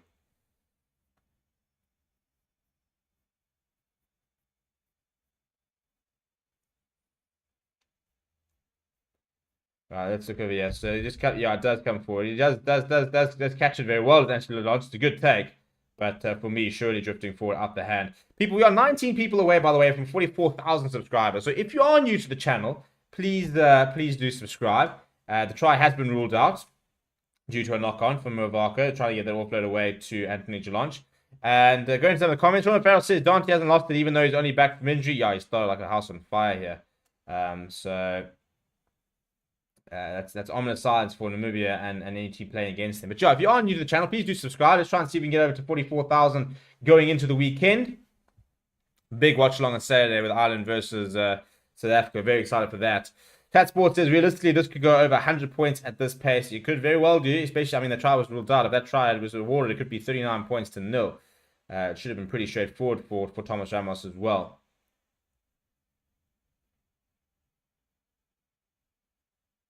Big scrum there, and Prince Kasev comes off the back of it. Good work from him, securing that ball. Now Tehran's going to go back to Losha.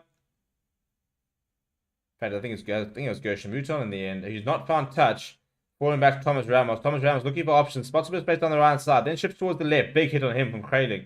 I think it's Daisil actually got up to the Namibian captain. Pick up and go though from Anthony Jalonge. It's isolated, and it's going to be a tip off Flamand who goes over. Namibia switched off for a second. Jalonge saw the space. He's popped it to Flamand, who's gone over untouched, really. And yeah, we mentioned the fact that it could be 40 points to 0. Well, it's about to be 40 points to 0. See, Anthony Jalonge identifying the space. Oh, I tell you what. Couple of French players there for me who are lazy from getting back. Not really part of the ruck either, and definitely impeding, or at least blocking some of the Namibian players there. So not enough to really warrant a penalty, but that's where he found the space. There were two French players were retreating or kind of standing in the way. So the Namibians actually probably couldn't see what was going on. There were no pillars that had been set up who would have probably moved those players on quite quickly. And Geelong just pick up and going straight through that gap. And once he was away, there was nobody back. Ball back up to Tibafaman. And it's as easy as that, isn't it?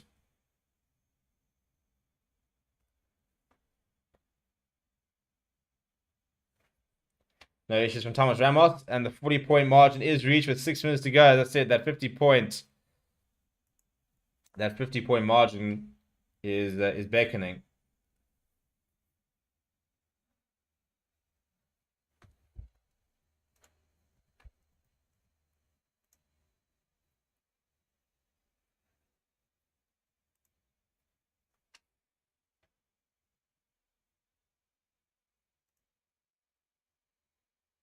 All right, the restart goes down the right-hand side. And it's been dropped by Francois Kroos.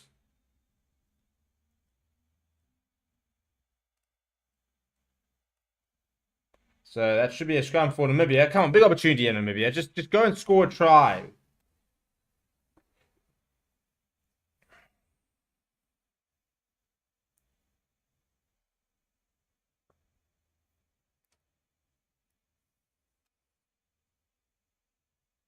Yeah, knocked it into touch here on the 5-meter line. Yeah, it's pretty poor from Francois Kroos actually. Straight through the breadbasket, as they'd say.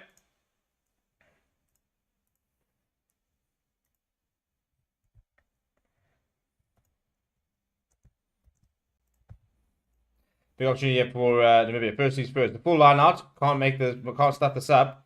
They go over the top, and it's gone straight to Murabaku, who's gone to Gelfiki. Turnover ball now. France looking to try and run. Damien Pinot spins away. Slightly isolated. And again, that's the frustration, is that why would it have to be so complicated? There's no need for that whatsoever.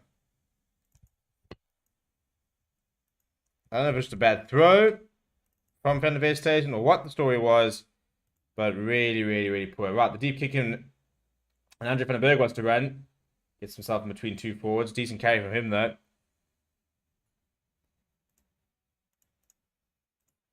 Now Namibia with ball in hand, trying to build from deep. They go to Berger at first receiver. Solid defense there from France. Driving Namibia back. Namibia back inside their own half now. Berger's pretty flat to go Shamuton. He runs into Unai Tony and Gael Fiku. You pick your players, mate. Now they're solidly back inside their own half. So very much going backwards on Namibia.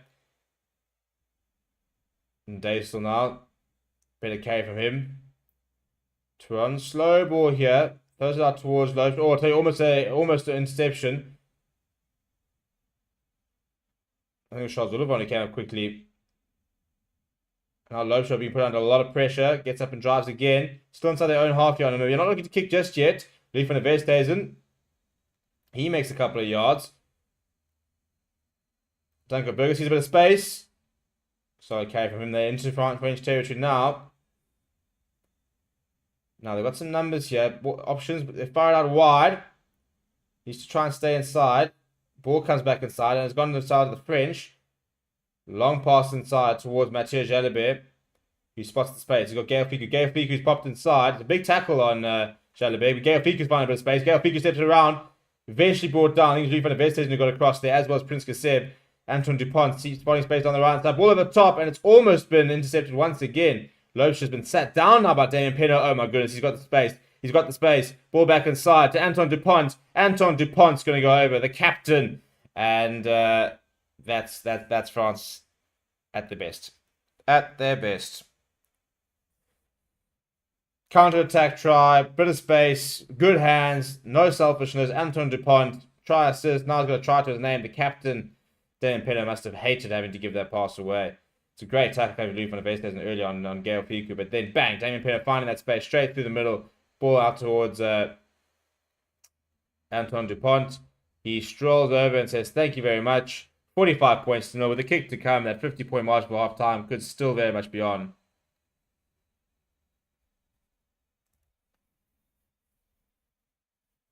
$60 meters gained already from Damien Pinot, who is looking in pretty good form. Dylan said, obviously Namibia will come back and win. They're giving us a head start. Yeah, it's going to be a long day at the office for Namibia, unfortunately, unless they really start to tighten things up. We kind of expected this, though. France went full strength, and this is a bit of a dress rehearsal already for the playoffs. This is to get everybody out there, get some game time, and yeah. Then next weekend, I think they're rotating. Well, Italy next weekend, but at the end of the day, you win this game, you don't necessarily have to go full strength. But I think they still will go relatively strong. You don't want your players. You want your players playing some game time. You don't want Thomas Ramos coming in underbaked, for example, going into the playoffs. Which I don't think will be the case, but I think it'll be a bit of a mixture next weekend in terms of frontline players and second stringers in inverted commas for the Italian game, which is next week Friday. In fact, I think I'll be watching that game from a fan park, which will be quite a lot of fun. Maybe taking their time to get back to the halfway line, and there's 40 seconds left in the half, so yeah, half time very much needed for the Namibians.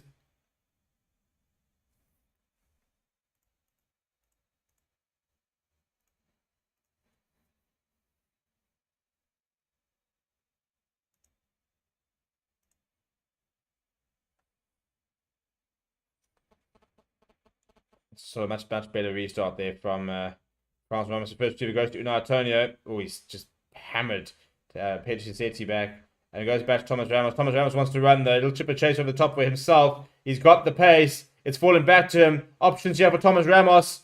He goes into Namibia's half, up towards the 10-meter line. Quick ball needed. Quick ball comes from Anthony Lodge. Charles Olivan looking for the offload. Charles Olivan going himself. Eventually brought down to ground. France up to 22. Are they going to hit 50 for half time? Penalty. Quickly taken from Antoine Dupont. Stepping around, looking for options. Goes to that left boot, down towards Bilbao. Oh my goodness, Antoine Dupont. Stop it. Stop it. Right foot, left foot. It does not. He's literally got a cross kick assist with both feet in one half. That is sublime. It's mental, actually. How did he do it? Looking for the option, just decides, drop it to his left boot. It's absolutely pin perfect. Takes it quickly, looking across, sees the space, sees the Gushin return slightly out there, ball over the top, bang. And it's weighted beautifully. Absolutely beautifully. And Louis Bilbao has just grabbed that and gone over. That's the easiest try I think he'll ever score. Cool celebration as well. And you can see even the French fans, their hands are covering their mouths. They can't believe Antoine Dupont either, which is fair enough. He can't be human. What a player. What a player.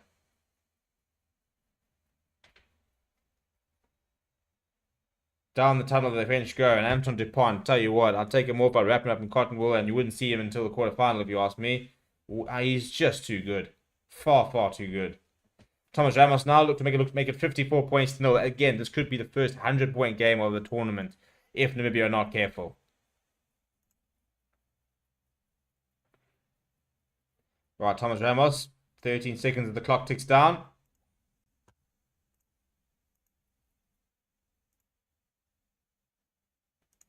And that's going to sneak in as well. Right, half-time score there, gentlemen. 54 points to 0. France against Namibia. Namibia have been absolutely nowhere. They've had a couple of chances, but the counter-attacking, the skill set by France has been sublime. Yes, it's against Namibia, but it's a performance of quality so far from France. It's a performance we've been waiting to see. We haven't really seen so far. And if we see something similar in the second half, then we could be seeing a lot more points. People, please do smash like on there. Please do subscribe. We will see you guys shortly after the halftime break. If you are new, please do subscribe. Let's see if we can get up to 44,000 subscribers by the time we get to the end of the game. We're needing just 17 of you guys to do it. And I'll see you guys in a little bit.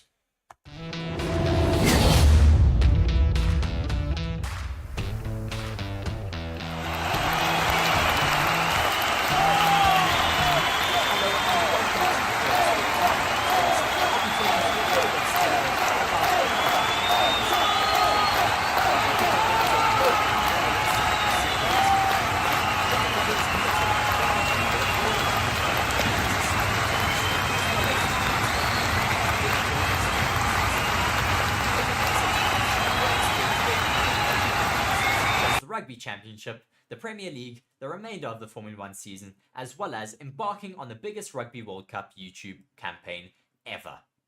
To ensure that these are all a success, it is imperative that the Forever Sports channels and platforms remain uncompromised. And with Bitdefender, we can be assured that our cybersecurity needs are being taken care of. To read more on Bitdefender, please be sure to check the links in the description of our video. Once again, thank you very much to our partner, Bitdefender, for joining the channel. I've been Reese here on Forever Sports. Thank you very much.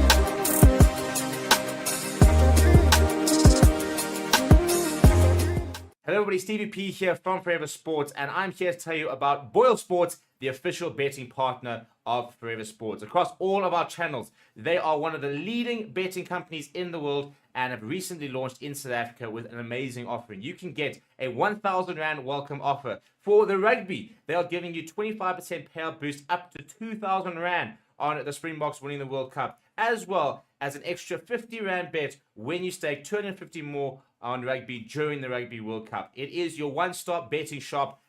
That is BOYLESPORTS. Come and join us in the community. Check the links in the description to sign up, get yourself an account, and make sure that you are winning big with BOYLESPORTS.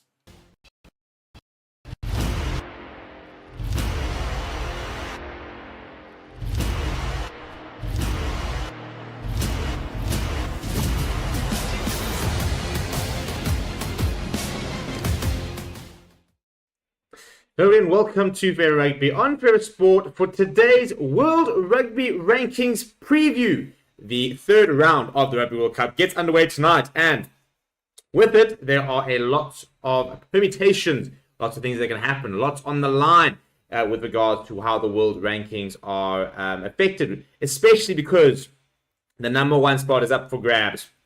1 versus 2 in the Springboks versus Ireland this weekend, which will affect the number 1 spot. Ireland have got an opportunity to put themselves way ahead, whilst the Springboks got an opportunity to try and get themselves back to being, at least from a ranking perspective, the best in the world, as they currently compete to be named the best in the world. And after a 7-1 split announcement yesterday, very interested to see what will happen between South Africa and Ireland. Now, before I look at some of the permutations, and there are quite a few of them, so you're going to have to sort of buckle a little bit and understand exactly what is on offer and at stake this weekend. Please do smash a like on the video. Please do subscribe to the channel as well. Right, let's go through them, shall we? So World Rugby has published these ranking permutations, so it's a bit of a preview as to what's going to happen over the next few days in terms of the different clashes. Now, if you're new to the ranking system, there's a whole bunch of things that usually come into play. However, at the moment, there is no home or away advantage, which usually does come into play. But because these are all neutral grounds, for example, even France, it's a neutral game because it is a tournament. They will not receive any different ranking points due to them having the home ground advantage, which means the only thing that are currently affecting the rankings are a win, loss, or draw, and then a win or loss by 15 or more points. So those are the only factors that are affecting the rankings, not home and away as well, which usually come into it. Obviously, what does affect the amount of points you can get for those sort of different factors will still depend on sort of the ranking of the team you're playing against. So, for example, there are more ranking points on offer when you play against a higher team than when you play a low-ranked team. So, let's have a look at it, shall we? Now, the first thing is the number 1 ranking is on the line in the Pool B encounter between Ireland and South Africa at St. Denis on Saturday. South Africa could end Ireland's 14-month reign at the top if they are to win. And Andy Farrell's men will actually drop down to 3rd. So Ireland will go down to 3rd if France are victorious over Namibia. And if you've seen that French side, I think it's a pretty good bet. This is despite the fact that the World Cup hosts cannot improve their rating as a result of the 28.98 rating points between the two sides. However, Ireland will hold on to the number 1 ranking if they draw with South Africa, even though it won't be a lot of points. So if they draw, they will still hold on to the world ranking, world number 1, but they'll be only number 1 by 0.09 points. A win would see Ireland's cushion over South Africa grow to as much as 6.05 ranking points if the margin of victory is more than 15 points. If beaten, South Africa will also slip below France, a victorious France, into 3rd place. So a win first, a loss 3rd. We won't stay 2nd, as far as I understand, this weekend. Defeat for France, however, would see them drop below New Zealand, who do not play this weekend, into 4th place. However, they can fall no further than 4th. So the top 4 teams will not change with regards to anybody moving into the top 4. That just the positions of them might change as well. 2 other teams that are unable to improve their rating points are England and Scotland, even if they have victories over Chile and Tonga, respectively. England's rating is 22.75 points better than Chile's, while Scotland's is 13.4 points higher than Tonga's. Scotland and England, therefore, will remain 5th and 6th, respectively, with victories. England could move above Scotland if they were to win and Scotland were to lose. If Scotland were to lose, they could be falling as many as 5 places to 10th if they were to lose to Tonga, depending on other margins and results. A defeat could see England drop to a new low of 9th, depending on other results. A draw between Wales and Australia, one of the biggest clashes of the weekend, could actually could see their Pool C rivals Fiji climb 1 place to equal their base position of 7th at the expense of the Welsh, whilst Fiji, who do not play this weekend, could actually jump as high as 5th if England and Scotland both lose and Australia and Wales draw. Australia will fall to a new low of 10th if they lose their Pool C meeting with Wales and Argentina beat Samoa. However, victory for the Wallabies could see them jump as high as 5th in the event that England and Scotland both suffer shock defeat. So England and Scotland lose, Australia win, they can go up to 5th. Defeat for Samoa will see them drop down to 2 places to 13th if Italy and Georgia beat the lower-ranked Uruguay and Portugal, whilst a win for Samoa will see them rise to 9th, climbing above both Argentina and the loser of the Wales-Australia match Manu Samoa have not been ranked as high as 9th since 2015. Portugal become the higher ranked of the two nations for the first time if they beat Georgia in Toulouse, whilst they have not beaten their rivals since 2005, but a new high awaits them if they can record their first ever World Cup win. Portugal could climb as high as 13th, depending on the margin of victory and the result of other matches. Georgia, on the other hand, will fall one place below Japan if held to a second draw in as many years by Portugal, 2 if Tonga shocks Scotland. They can only improve on their 13th place in victory if Italy fail to beat Uruguay or Samoa are beaten by Argentina. If both of them lose, then Georgia will climb to 11th, the record-equaling position they were in when the tournament kicked off. Uruguay will have to beat Italy by more than 15 points to become the higher ranked of the two nations, a scenario which should see them equal their highest position of 14th. Defeat for Italy would see them fall 2 places, between 2 and 4 places, depending on the margin and results of teams around them. A win for Tonga against Scotland will see them climb above at least Japan, with the Brave Blossoms not playing this weekend. Any further games will depend on the margin of victory and other results. Namibia will return to the top 20 for the first time since 2017 if they can beat France, whilst Chile can enter the top 20 for the first time if they can upset England and record their first ever World Cup victory, and Namibia fail to beat France. Simple. So there's a lot going on, and that's the nice thing about World Cups. There's so many matches, differently ranked teams and stuff like that. So some games have a lot of jeopardy, some of them have no jeopardy. The big thing for me is obviously that first spot, first place is up for grabs. After that, I think the 5th, 6th, 7th is interesting. Wales is going to be interesting. Wales, Australia, they could be falling quite low or rising quite high. So there's a lot to play for this weekend with regards to the rankings, if you count them all, and if you really sort of high them in high esteem, which a lot of people don't. But let me know what you think down in the comments below. Can South Africa beat Ireland? Who will be the number 1 ranked side come Monday? Let me know down in the comments below. Smash like on the video. Subscribe to the channel as well. Thank you very much for watching. My name is Stephen, and I'll chat to you soon.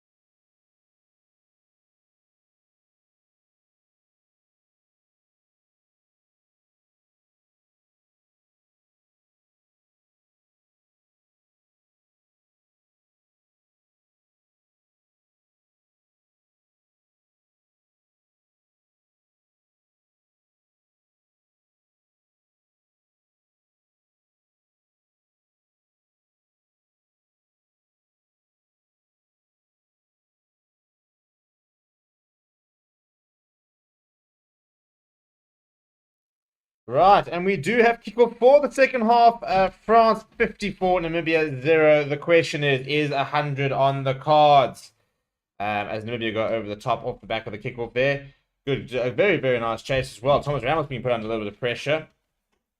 Antoine Dupont drifting inside, and Dupont looking for a bit of space. Very nice tackle. A bit of replacements over here from Namibia, who, I suppose something needed to change, didn't it? When you're sitting there and you're almost you're at 54 points down, to 0 down at half time. You need replacements at the end of the day, and they have gone with some. So let's go through some of those replacements and have a look at exactly what's happened. So in terms of France, as Peter Mavaka has a pick up and go, lose that ball forward though in contact. But surely, Mr. Ref, apparently not. And one of the replacements, Reda Wadi's come back on, Dorian Aldegheri, and as well remain tough of an hour. Thank you. Now the referee gets involved. So those 3 have all replaced Cyril by Antonio and Cameron Waki, very important players for France. You can understand them being protected now. And then for Namibia, Mahipiso Cheriko has come off. He's been replaced by PJ Van Lille, and Richard Hardwick's come on to replace Prince Kaseb, which surprised me unless there's an injury. I thought that Prince Kaseb has been one of the better players from Namibia in in the World Cup so far. So yeah, I'm a bit surprised by that decision, but fair enough. But yeah, what do we think of that first half? Besides the fact that the move is even blown away here, it's not ideal. They do have a scrum, but potential opportunity. Devon Rousseau, by the way, is also onto the park. Wasn't particularly impressed in the last game, but he gets an opportunity here. He's replaced Andre van den Berg. So big scrum here for Namibia. Almost a bit more solid. Bit of platform there. Jacques Thuron skipping, going straight to Devon Rousseau. Devon Rousseau being marshalled out by Gael Fiku. That's a masterclass. I mean, that's Gael Fiku at his best. Just using the touchline, eventually making the head and driving him out. They're taking it quickly here. Thomas Ramos hammers it over the top. And there's nobody home. But this ball's going. That's going to go all the way, by the way. That's going to be huge. That's a scrum. Back inside the 22, where Thomas Ramos kicked it. You can see by the shake of his head how he's not particularly impressed. But that ball just didn't stop.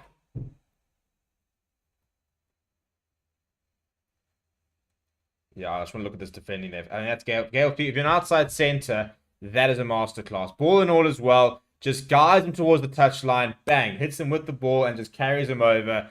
Brilliant defending from Gael Fiku. That is absolutely world class.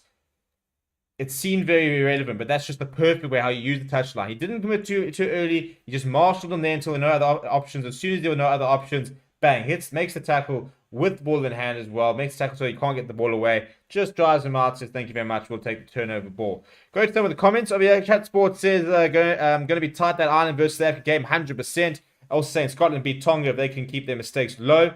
Alan says, look forward to Fiji versus Wallabies. Should be an absolute cork on Sunday. I'll be at that game as a fan, by the way. Not even doing the media duty. As a fan, going sitting in the stands should be really, really cool. Going to be doing a fan vlog, really, what it's like to go to a World Cup game. So that should be quite cool to do then. As Namibia wrapping around here. And Daisel goes strong over the 22, looking for a quick ball here. Turan fires out to Gershon Mouton. Mouton inside ball. This is much better from Namibia. When they've had ball in hand, they've looked a lot better. Now that's Richard Hardwick, I think, the replacement, who's just carried that into contact. Now, and then as I say that, now it's knocked on. Turnover ball here for France. Falls back to Thomas Ramos, who once again goes to the boot. Not going as deep this time. Probably a little bit wary of the fact that his last kick did go too far. And now not too many options, and he's been bundled into touch here. And it'll be a France line out. Simon says, definitely ending 100 plus. Hatsport says, great to watch the first half was. Yeah, I just think, you look at some of the skilled set on display here. And Antoine Dupont, right foot, left foot, tries, assists, just having fun out there. It's been absolutely a pleasure to watch. An absolute pleasure.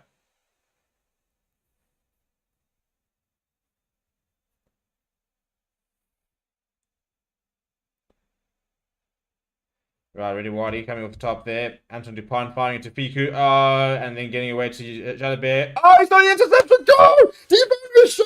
He's going to go over Namibia. Winning the second half so far. I'm going to have to say, I'm going to have to try and create something. Devon Rousseau, it looked a bit telegraphed, I must admit. And there's Antoine Dupont. I think it was actually Mathieu Jalabert who's throwing that in the end there. It was so telegraphed. Yeah, it is Jalabert. He's going to watch him on the screen. He's going to know it was never on. What were you doing? What were you doing?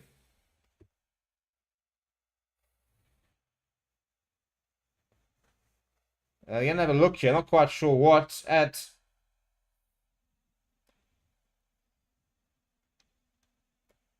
potentially be offside. Antoine Dupont is down and receiving some treatment. Is there a late hit here? Oh, looking at potential foul play. Oh no, he's gone. Daisel's gone. Trial's going to be disallowed. It's head-on-head contact here. Daisel's gone leading in. He's hammered his head. I'll take it all back. The trial's going to be disallowed. It's going to be a red card.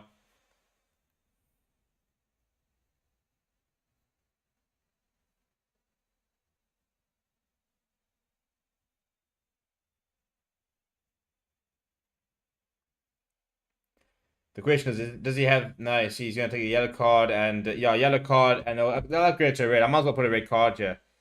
Daisel, it's a horrible tackle. And of all the players, Captain Courageous is binned.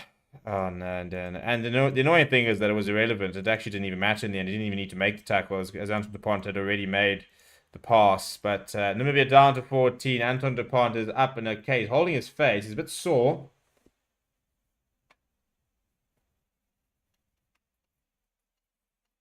I think he's actually going off here. Yeah, he is going off. So that's a worrying sign. That could be a cheekbone gone, you know. If there's a cheekbone break, that could be his tournament. He's not happy. He's in a lot of pain here, Antoine Dupont.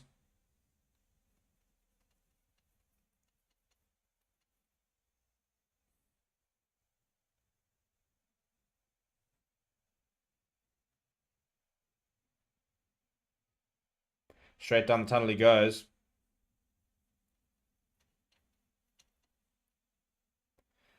It's a nervous wait. As they find out to see if Antoine Dupont's going to be okay.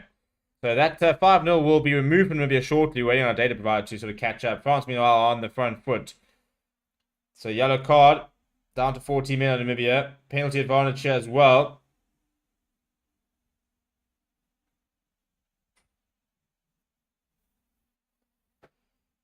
There's cross kick coming, but you know Antoine Dupont. So Mathieu Jalabert gets away with, by the way, that poor pass he did throw. And France with the penalty over here, going to kick to the corner and look to try and get their second half rolling.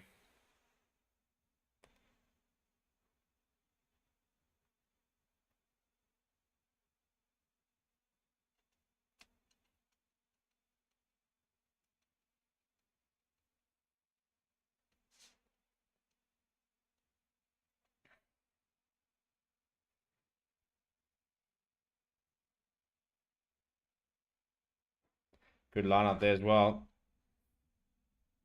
And down the side. I tell you what, he's been on the park for all about 4 seconds. And Maxime Kalut is over, the replacement scrum half. Baptiste and, yeah, look, you know, in terms of instant impacts, that's about how it goes. Some high fives, but it's kind of expected. But look at this line. Thibaut Clement gets over and just draw them, and then pops it, goes down the right hand side, pops it up to Kalut, who's got no issue, just strolls over, says, thank you very much. Let me just dart in another 10 meters inside, give Thomas Ramos a bit of easier kick. And all in a night's work, really, from them.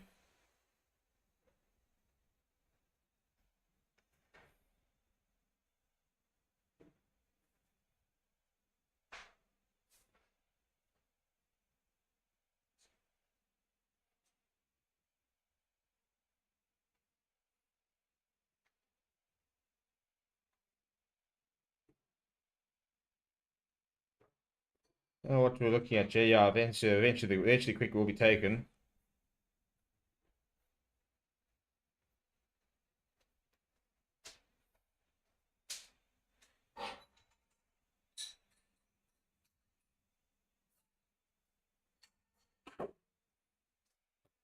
And how's this for service in the charge? I'm being handed a very cold. Woo! That's nice. Afrigem Blonde Douche et Soivereuse Blonde Beer. That is what we're drinking. Look how small these bottles are. I mean, like, it's tiny. It's a little 250 ml. And we were, like, sipping this away last night. I, like down one. And I was like, it's just so small. It's going to take me a lot to get drunk. Turns out it's actually 6.7%. Like, it's quite a staunch beer. Very nice, actually. Yeah, it has no great red card. That was pretty... and that's his tournament done. You can see he's absolutely devastated. Jean Dace, he's going to be in tears, I think, almost as he walks down, because that means it'll rule him out of the Uruguay clash next week. So Namibia down to 14 men for the rest of the game. Aish. Very nice tasting. Oh, it's nice. That was very good. Tell you what, I think Antoine Dupont could be in trouble here. I mean, he's leading with the hedge, and that's cheekbone territory. I think he could have a broken cheekbone. You can see Alistair could see his head's in his hand. He knew his trouble immediately.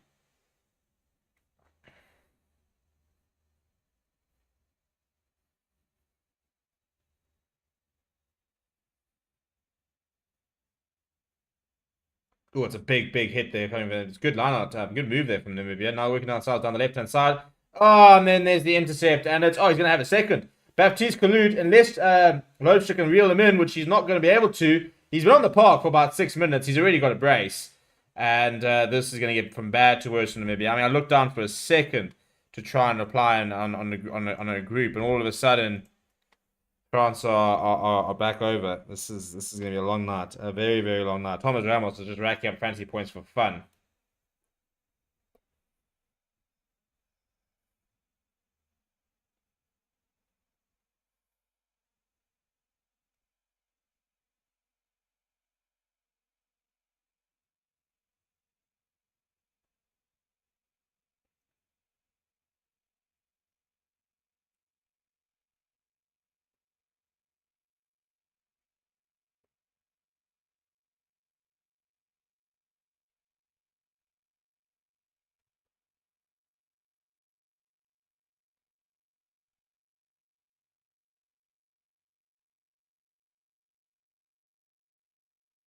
Oh, we're gonna have a look here. We're gonna have a look here. It's gonna be checked. Ah.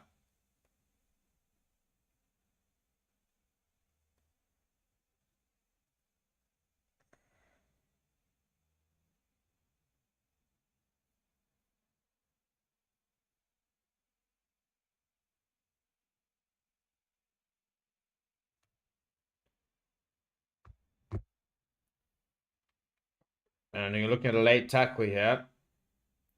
I think we're looking at the late tackle, and I think it potentially is the late tackle. So no try, also disallowed, and they're going to come back, and it's going to be a penalty, I believe, for Namibia. Well, I mean, this could have been 68 to 0, but it's going to be ruled out.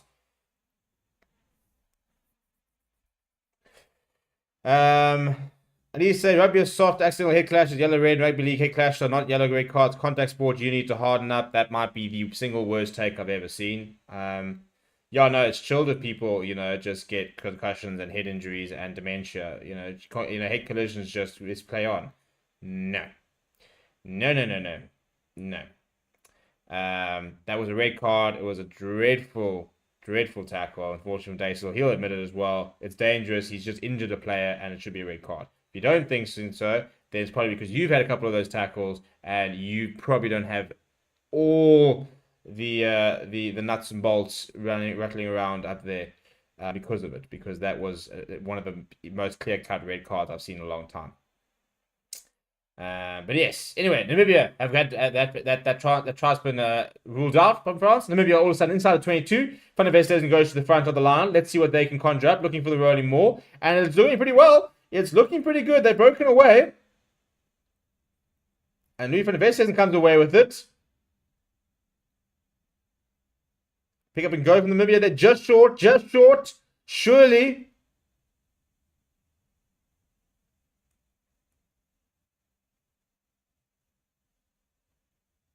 Pick up and go once again. Ball pops up to the back and come a bit loose. Mutan throws it over the top. Steven Rousseau under a bit of pressure. Penalty advantage though, I think. Knock-on advantage here for Namibia, but they're all the way back at the 22. Johan Retief, who had that brilliant run earlier, carries into contact. Needs options. They go to Justin Hardwick. It's Van Lille, in fact, who carries it up. Nice solid carry from him. Now Loebscher, bit of a fumble. Sees a bit of space. Goes himself. Namibia going into their 9th phase now. Good solid attack defense there from France. Ball pops up. Brushes away from one. Keeps going. Good carry there from the big lock. Oh, that's knocked on, I think. Thomas Ramos turnover ball. And then knock on again. So we'll have a double knock penalty. Penalty for Namibia. Divan Rousseau wants to say quickly. Just go to the corner, lads. You've just had a decent running more. Just go to the corner. Relax it. Calm it down. Go to the corner. Set it up. Let's see if we can score another try.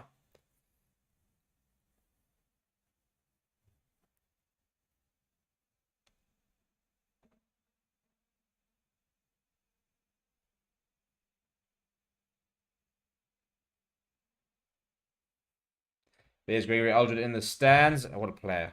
I mean, to think that they can still add him to the mix is unbelievable. The Lower Shell captain. 2 times European Champions Cup winning captain. So they're electing for the scrum here on Namibia. It's an interesting call given the fact that they're a man down. Not sure why you do it. So they cancelled the penalty originally. So I'm about to say he called for a penalty, did referee, and then said there's a knock on. I'm very confused at that because he called the penalty. Now we've gone back for a scrum and it's France ball, which I originally thought was going to be the decision before he called the penalty. So I'm a little bit confused about what's going on here. Anyway, penalty. Scrum for France. Pretty solid scrum that though from the movie. They have just changed the prop. And that's a much better scrum. Gail Fico at first receiver, popping up to Mathieu Jalabert. He goes Thomas Ramos. Ramos goes to Bill Bayer. He's already scored a try. In fact, he has scored a try, and then that's going to come off the Namibian player and out. So it'll be a France line out on the 10-meter line. Not the worst result overall.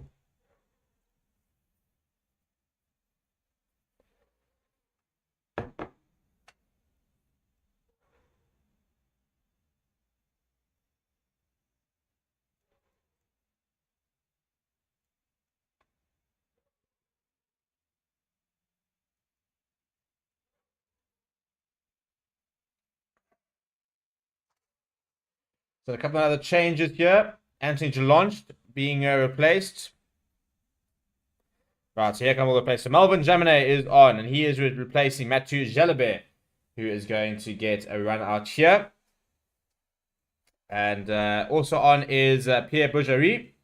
Jonathan Dante going the direct route. As well as Paul Boudinot is also on. Oh, the ball going loose there. And Melvin Jaminet. He's up to the 5-meter line. I thought there was a knock on in the process, but this Damien Pinot, has he got a hat trick? He does. Does he? Does he? I don't know what he's complaining about. He's complaining about Kraling trying to complete the tackle. Danko Berger trying to complete the tackle. But yes, he does have a hat trick. That is Damien Pinot going to his 4th try of the World Cup. That's halfway to the record, by the way. A record that a lot of people thought that he would potentially be looking to break. And so, yeah, very, very well worked in the end. Ball did come loose. And the one-man overlap. I think it came off the boot. Must have come off the boot. It was a great pickup there from Baptiste Kalud.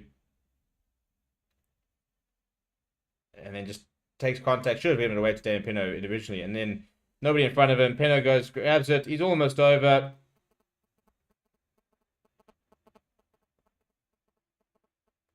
And off he goes.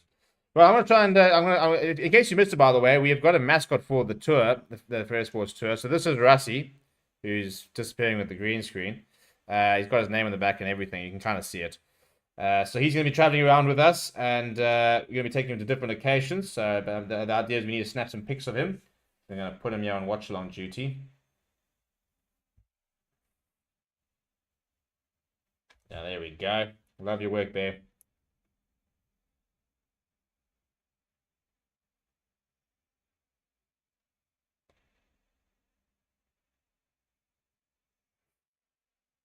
Yeah, so keep an eye out. If you are new to the channel, please do keep an eye out. We'll be posting these photos on the channel as well as on my personal Instagram, it's DVP Sports.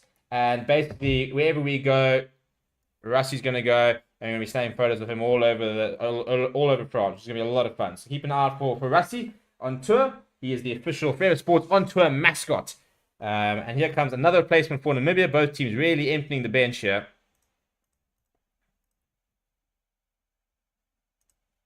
Simon saying, empty end the game at 70 minutes. It would be kind, wouldn't it?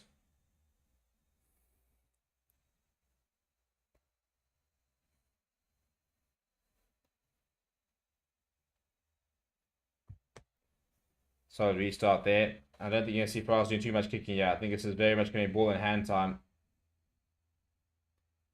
Turnover ball, though, from Namibia. Speaking of ball in hand, what can Namibia conjure up? Surely they could score a try. Louis van der Veer stays in. Still on the park, expecting to be a player. Jacques Turan almost caught on the ball. A penalty advantage, or an advantage here for Namibia. Do you understand? Scrum half.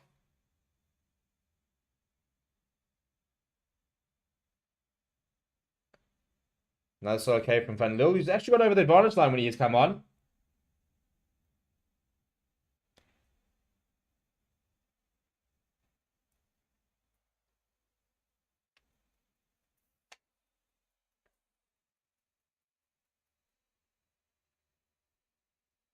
Making a couple of yards here. Namibia going to the 9th phase. This is much better. That's a very good carry as well from Richard Hardwick. He's been really industrious since coming on.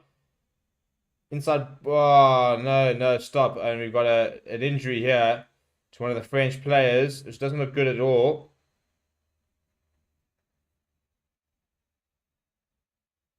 Trying to work out. I think it's his ribs here. Oh dear, he's been hammered and then gone down in a heap. I don't think it's a head injury. That's what I'm checking. I think he's clutching his ribs.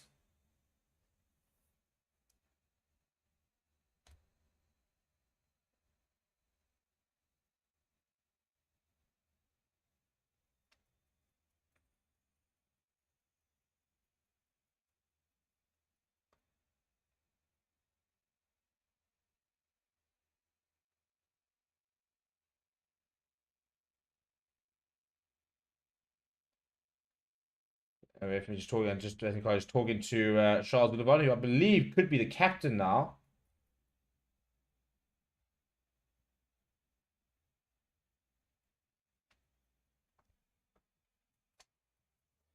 And yeah, break and play here as the French players receive a bit of treatment, trying to work out who it is. Fabian Galtier chatting to the couple people above. In terms of replacements, pretty much the entire bench is on for us. Just Euro Mufana, who is still on, but it looks like it's Paul Boudinot who's down. I think Cameron Wacky has had to come back on. He has had to come back on, so Boudinot's going to leave the park. Frustrating for him. But Cameron Wacky, who's a great player, is going to get another half an hour, which is probably not what they really wanted him to do. Another 24 minutes or so.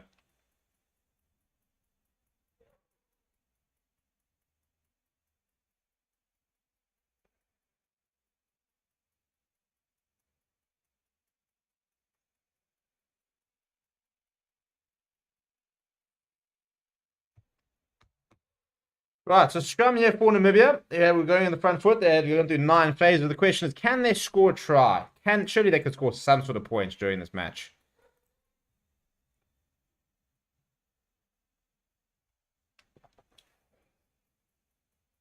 Solid scrum, and Hardwick goes to Turan. He's been pretty well met in the tackle and driven back. Lost a lot of momentum. Big counter-attack coming as well. And a bit of pressure there. So Namibia will eventually hopefully try and recycle this ball. Very, very slow ball that is going to be. Pick up and go here comes from Yad Retief. Now Loebscher goes to Divan Rousseau. His legs are taken out of him by Francois Kroos. Turan, so carry there. Now Jan Retief. Oh, flying tackle there from Redawadi. Now step back on the inside. From, I think he's just come on. Yeah, that's Alcino Isaacs who's just come on. And a penalty for France, I think for sealing off. Yeah, going off his feet at the breakdown is the call.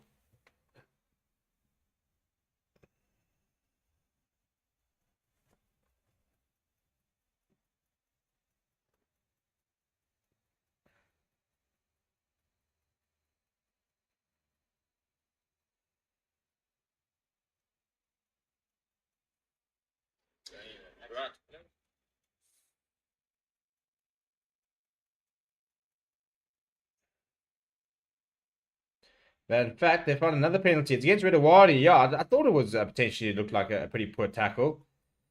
And they've gone back and they penalized him for it.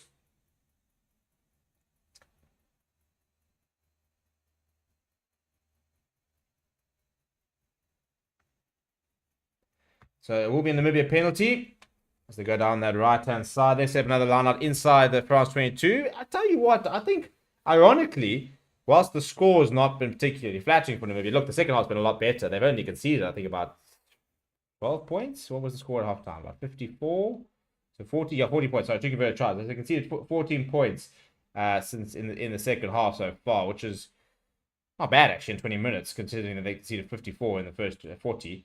But when they've actually had ball in hand, this is another promising attack here for Namibia, which has now been driven back and is going to be turned over. As I say that, they've been looked a lot better on attack, and I tell you what, if they can put the performance in the last 20 minutes, which they've been doing with a man down, by the way, against Uruguay, they could actually be competitive.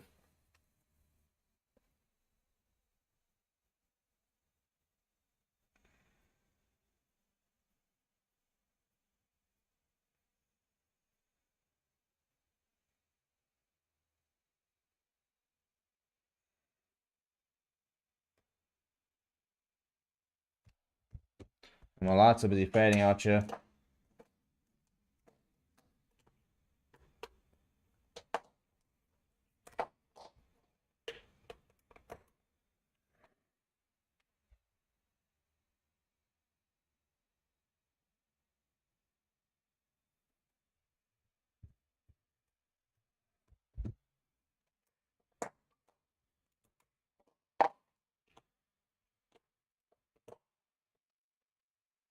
There you go, that's a bit better.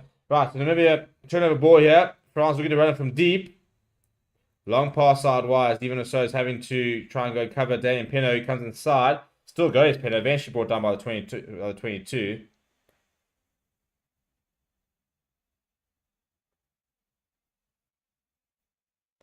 And the penalty there, I think offsides. They're going to go back for the penalty. No advantage.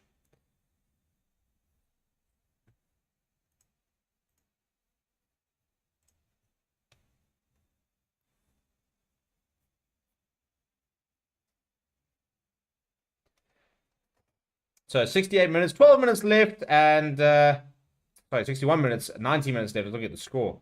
That's when you know it's bad, by the way. Well over scoring a point in miniature, and almost thought he managed to keep that in, but not quite. So it's a very good kick there from France as they progress down the park.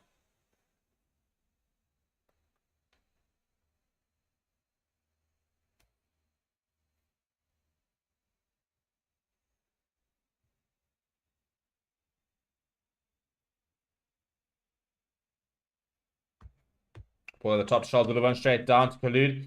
Thomas Ramos at first receiver, by the way. Jonathan Dante looking to try and run over. Thomas Ramos, by the way, is operating at fly half. Melvin Jamine has come on, and looks like he's gone to full back. We've seen Thomas Ramos at first receiver a lot more.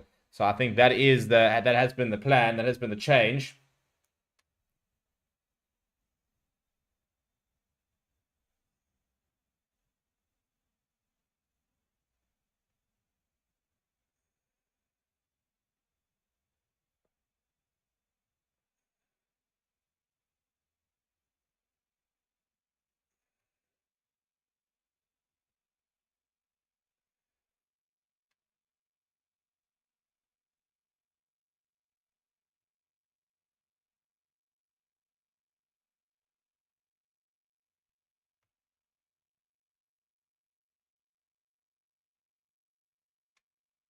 Good line out there. Kaluk popping it up. Oh, it's intercepted! Has he got the pace? He goes to the boot. No, that was the wrong decision because he doesn't have the pace. Melvin Jamine's got the pace. Not sure it's the right decision from JC Currie. It was a good interception, and he's kicked it behind, and France all the way back to the 22. Then Pinner going to Berbari. Oh my goodness, this could be devastating. He's not looking to try and run. Oh my goodness, he's going to go all the way. That is what pace looks like. That is what proper pace looks like. Wow. France are over, but wow. Yeah, he's going to stretch it out there because that's a proper hamstring killer. Louis Berbari, that is pace. That is, if I tell you what, if JC Currie had that pace, he would have scored a try earlier. Instead, they've gone all the way back. He's made the tackle. They've turned the ball over, France. A couple of good hands. Damien Pinot to his wing partner. Was opposite wing, I suppose. Not really in partners, are they? And then oh my, look at the pace here. He just decides to cut on the inside and just rounds, I think it's Loesha. But look at the pace he has.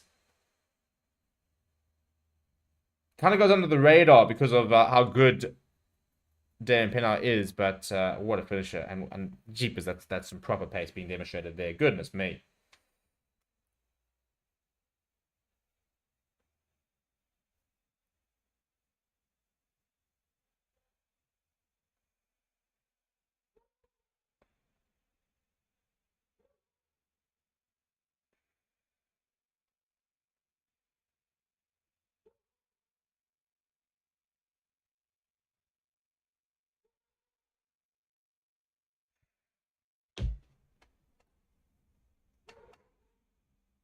Right, Thomas Ramos with another conversion attempt. Maybe had done quite well to actually shut them out for a while, but yeah, only for so long apparently, as Thomas Ramos adds the extras. Chat Sports says still time for 100 points. Well, they need to score what, 27 in about 15 points. Yeah, mathematically and time-wise, it is definitely still possible. Be a bit depressing, wouldn't it, if they do get there?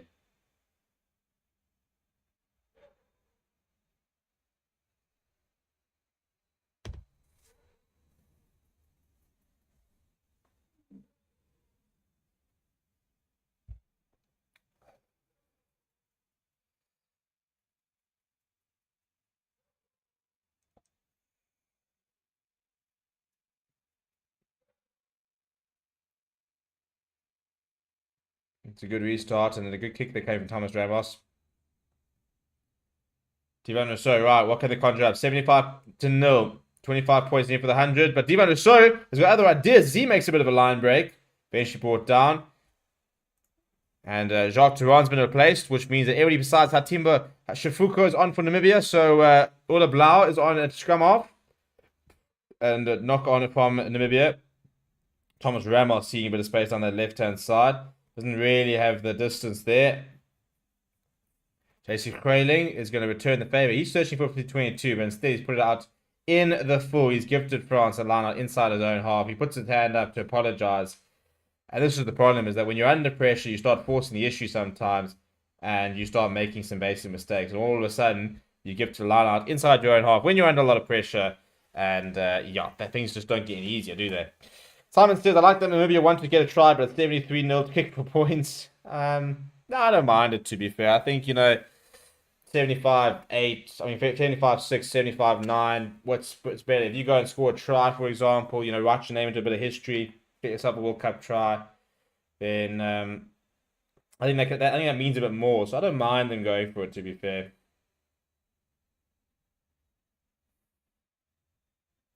$40 minutes left, by the way, and then we will have France will basically be in the quarterfinals.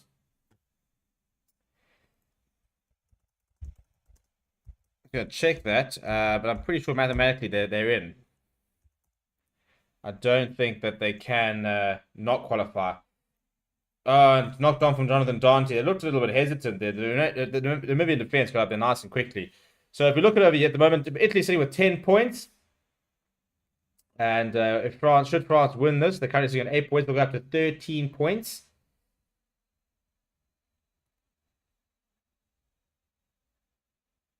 So I don't mathematically not quite into the quarterfinals yet. They'll still need to beat Italy, I think. Well, get at least 2 points, but they'll be on the verge of it.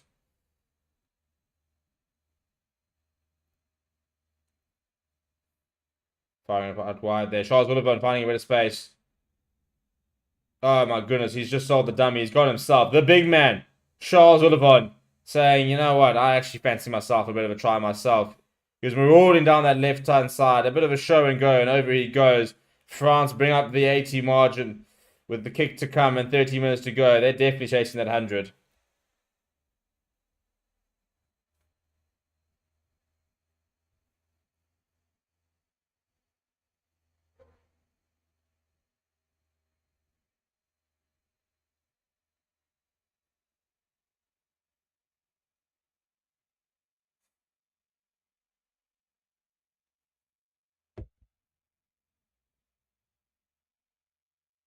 Yeah, it's a good try. It's a good try. It's too easy. And look, again, what I think you keep forgetting is Namibia down to 14 men. I mean, it was going to be massively difficult for them anyway.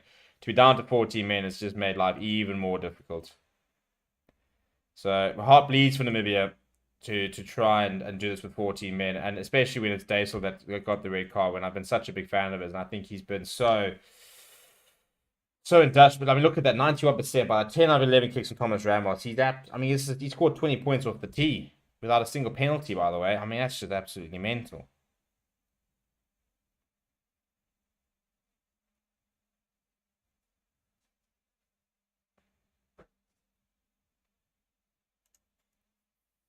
Solid kick there from Thomas Ramos. He makes that 11 from 12. 22 points.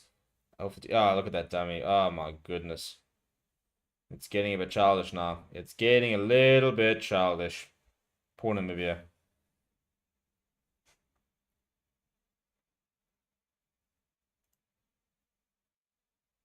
Taking their time to get to the halfway, and why not? Ewan Mufana comes onto the park, the final replacement for France.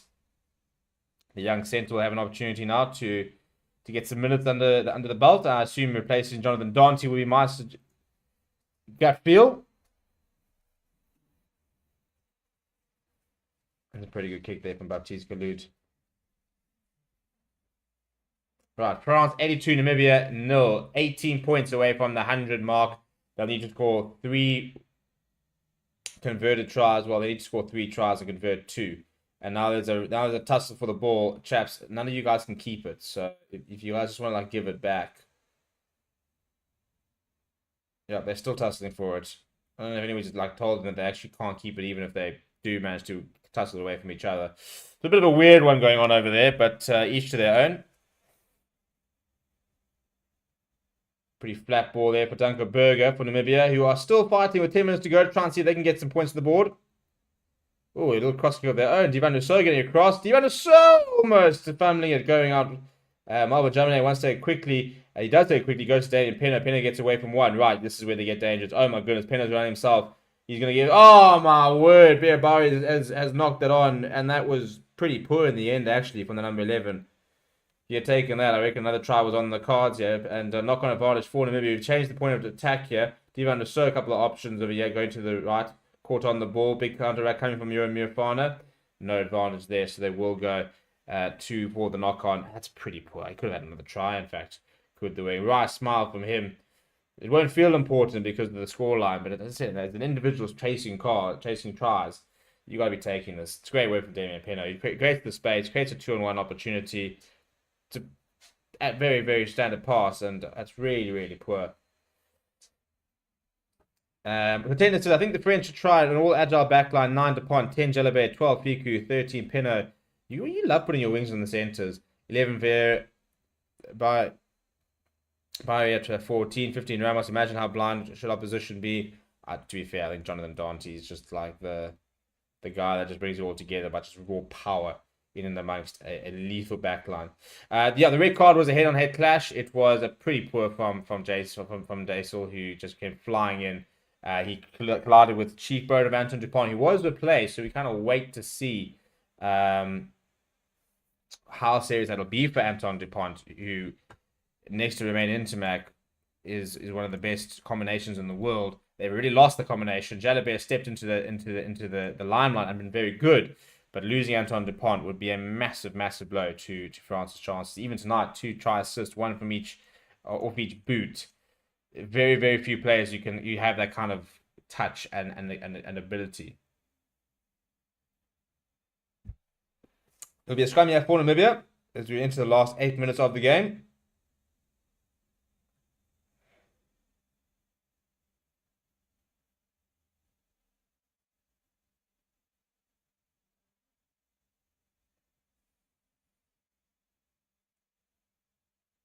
And ball available to go down the left-hand side. But he goes himself.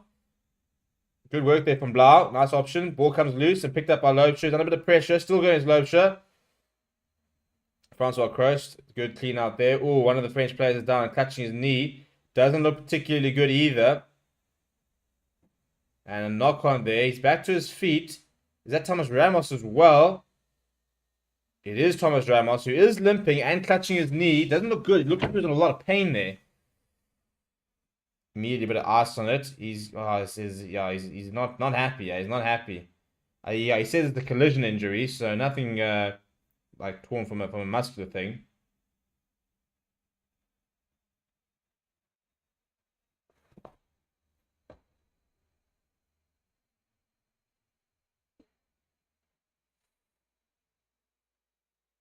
I don't see a collision.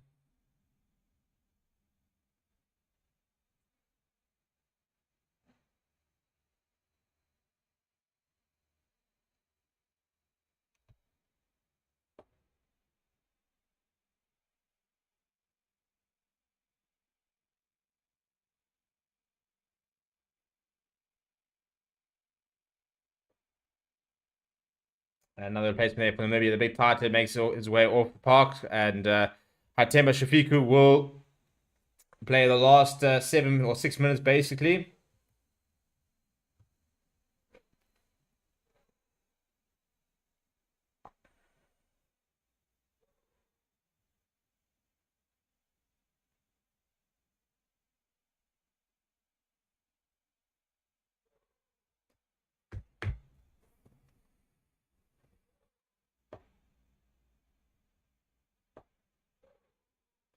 And it's another penalty at scrum time. Yeah, not a good way for Shafiku to enter the stage and concede a scrum penalty first up. So it's been a long day at the office for the Namibians. Difficult to put out some. They actually, in fact, I will say that there have been some positives. They've not been great. I think that from Alistair Coetzee kind of sums it up. And it's difficult to have a go at Alistair Coetzee because I don't think people understand just the kind of difference in resources when you think that you're probably looking at about a quarter of one team in the top 14 salary budget is probably what the Namibia rugby budget is for this team. You know, all these players working full-time jobs, by the way. I think only, 5 or 6 of them are actually full-time rugby players, for example. Playing against a superstar French side who play in the biggest, richest league in the world. The difference in resources is unbelievable. Unbelievable. So Yeah, I mean, it's difficult to criticize Alex Garcia because he's got to do the best with what he's got, and what he's got's not much. There have been positives though. The ironic thing is, you actually, and this is the annoying thing when you watch these World Cups, Charles Oliver powering that over into the 22, is that we could actually see some improvement from Namibia over the last 3 games. And the problem is that, goodness, yeah, try time. And it's going to be Malvin Jamine, puts the hammer down, goes over. And they're chasing that 90-point margin now. It's going to be the biggest win of the World Cup so far. It's been a big, impressive performance from France. So it's frustrating because you look at this performance and you can see how much Namibia, yes, and they're going to lose by 90 points. So to say that they've improved sounds bizarre. But their structure has improved. Their attack has improved. They've had to play the entire second half with 14 men, which against France of all nations is not going to be easy. And over there, that's just an overlap thing. But there's definitely been improvement throughout the match. So how do we get these tier 2 nations to be competitive? And that is by playing the tier 1 nations. They've got to play more rugby at this level. They've got to get this exposure. They've got to get the spotlight on them. There's some Namibian players here who could be playing at higher levels, but aren't. They don't get that exposure. They're playing for a club in South Africa. They're playing for Varsity. They're playing in the States, for example, which is nothing wrong with that. But if you want Namibia rugby to be good, you need to have 6, 7 of them. Look at Fiji, for example. You've got some of those players playing some of the best teams in the world. It's a completely different circumstance to Namibia, who've only got 1 or 2 players who are playing for like top teams. Tian Swanepoel, for example, would be considered a star in inverted commas in the Namibia side, and he doesn't even he plays for the Lions Currie Cup team. Devan Rousseau barely plays these days. So those are sort of your big name players. And even them, they're playing bit part roles in small union teams. Louis van der Westhuizen, Rans Kutsia, playing for the Cheetahs, or not even playing in the URC. Those are your bigger players. So it's a difficult one to get right. But what the frustrating thing is, I said, is that there's been moments tonight where I've seen Namibia play better than they have in the past 2 weeks. And therefore, there's a reason. There should be, for me, there's justification. There's a reason that we should be looking to try and see how we can help the tier 2 nations. And I think that whole World Rugby Nations thing just really kind of just kills them, to be honest. They just won't play against tier 1 nations, and you're not going to improve. Because Namibia is substantially better than like Uganda, for example. So that's not much of a penalty now for maybe not tracking back. That's not much of a challenge for them. So they go and play against a bunch of teams who are really not on their level, and then that's how big the gap is between your tier 1 nations, your tier 2 nations, and then basically your tier 3 nations, I suppose. But so they'll go and beat Uganda very comfortably. They'll go and beat Kenya. They'll beat Zimbabwe, for example. But they're going to play against the Springboks, and they're going to get beaten, 70, 80, 90-0. So there's levels to the game, and how are they supposed to bridge the gap if they can't play against these teams more often? As I said, we're already seeing the improvement from them. How are they going to continue improving until they start getting more regular games, until they start getting exposure, and they still start getting that investment where these players are full-time rugby players and can start to compete? It's not going to happen anytime soon. And the fact of the matter is, we only got 16 teams. Or 20 teams, in the World Cup. We've got 20 teams in the World Cup. And realistically, only 8 or 9 of them will ever compete for a World Cup. So, I mean, how can we have such a big pool of in the world? You think that, in the Football World Cup, there's, so many teams and so many candidates. Every Rugby World Cup is basically competed between 7 to 8 teams who might be able to win the World Cup, and realistically about 4 to 5 that will. I'd be very surprised if the World Cup doesn't come from an island, France, New Zealand, South Africa. That's 4 teams. There can't be that much dominance, and that's a problem. But anyway, the last minute of the game. This could be the last play of the game. Will France get to the 90s? The 100 is off the cards. They're going to come just short, or are they? Are they indeed? Because they're about to score. They've just come up short. Penalty try, so there will be a kickoff. So 100 is still on the cards here. And there's going to be a yellow card as well, just to really rub salt in the wounds for Namibia. I mean, shame, guys. I mean, let's be nice here. So yellow card, red card for Namibia. They'll finish the last minute. There will be a kickoff. So they'll finish the last minute with 13 men. France will push to this 100. There's no way France are taking this and kicking this out. They will definitely look at this and think we can get to 100.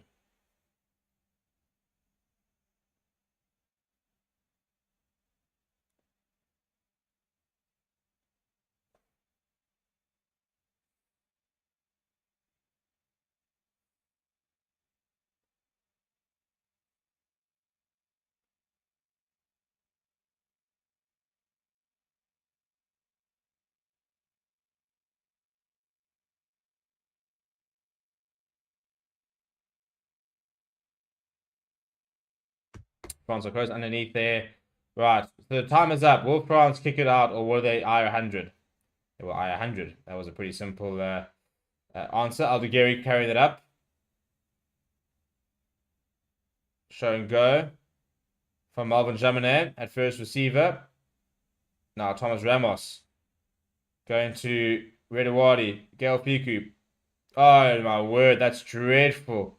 That's dreadful. Currie is just throwing it out. That will be full time. 96-0. Ouch is the word. Namibia fall to another big loss.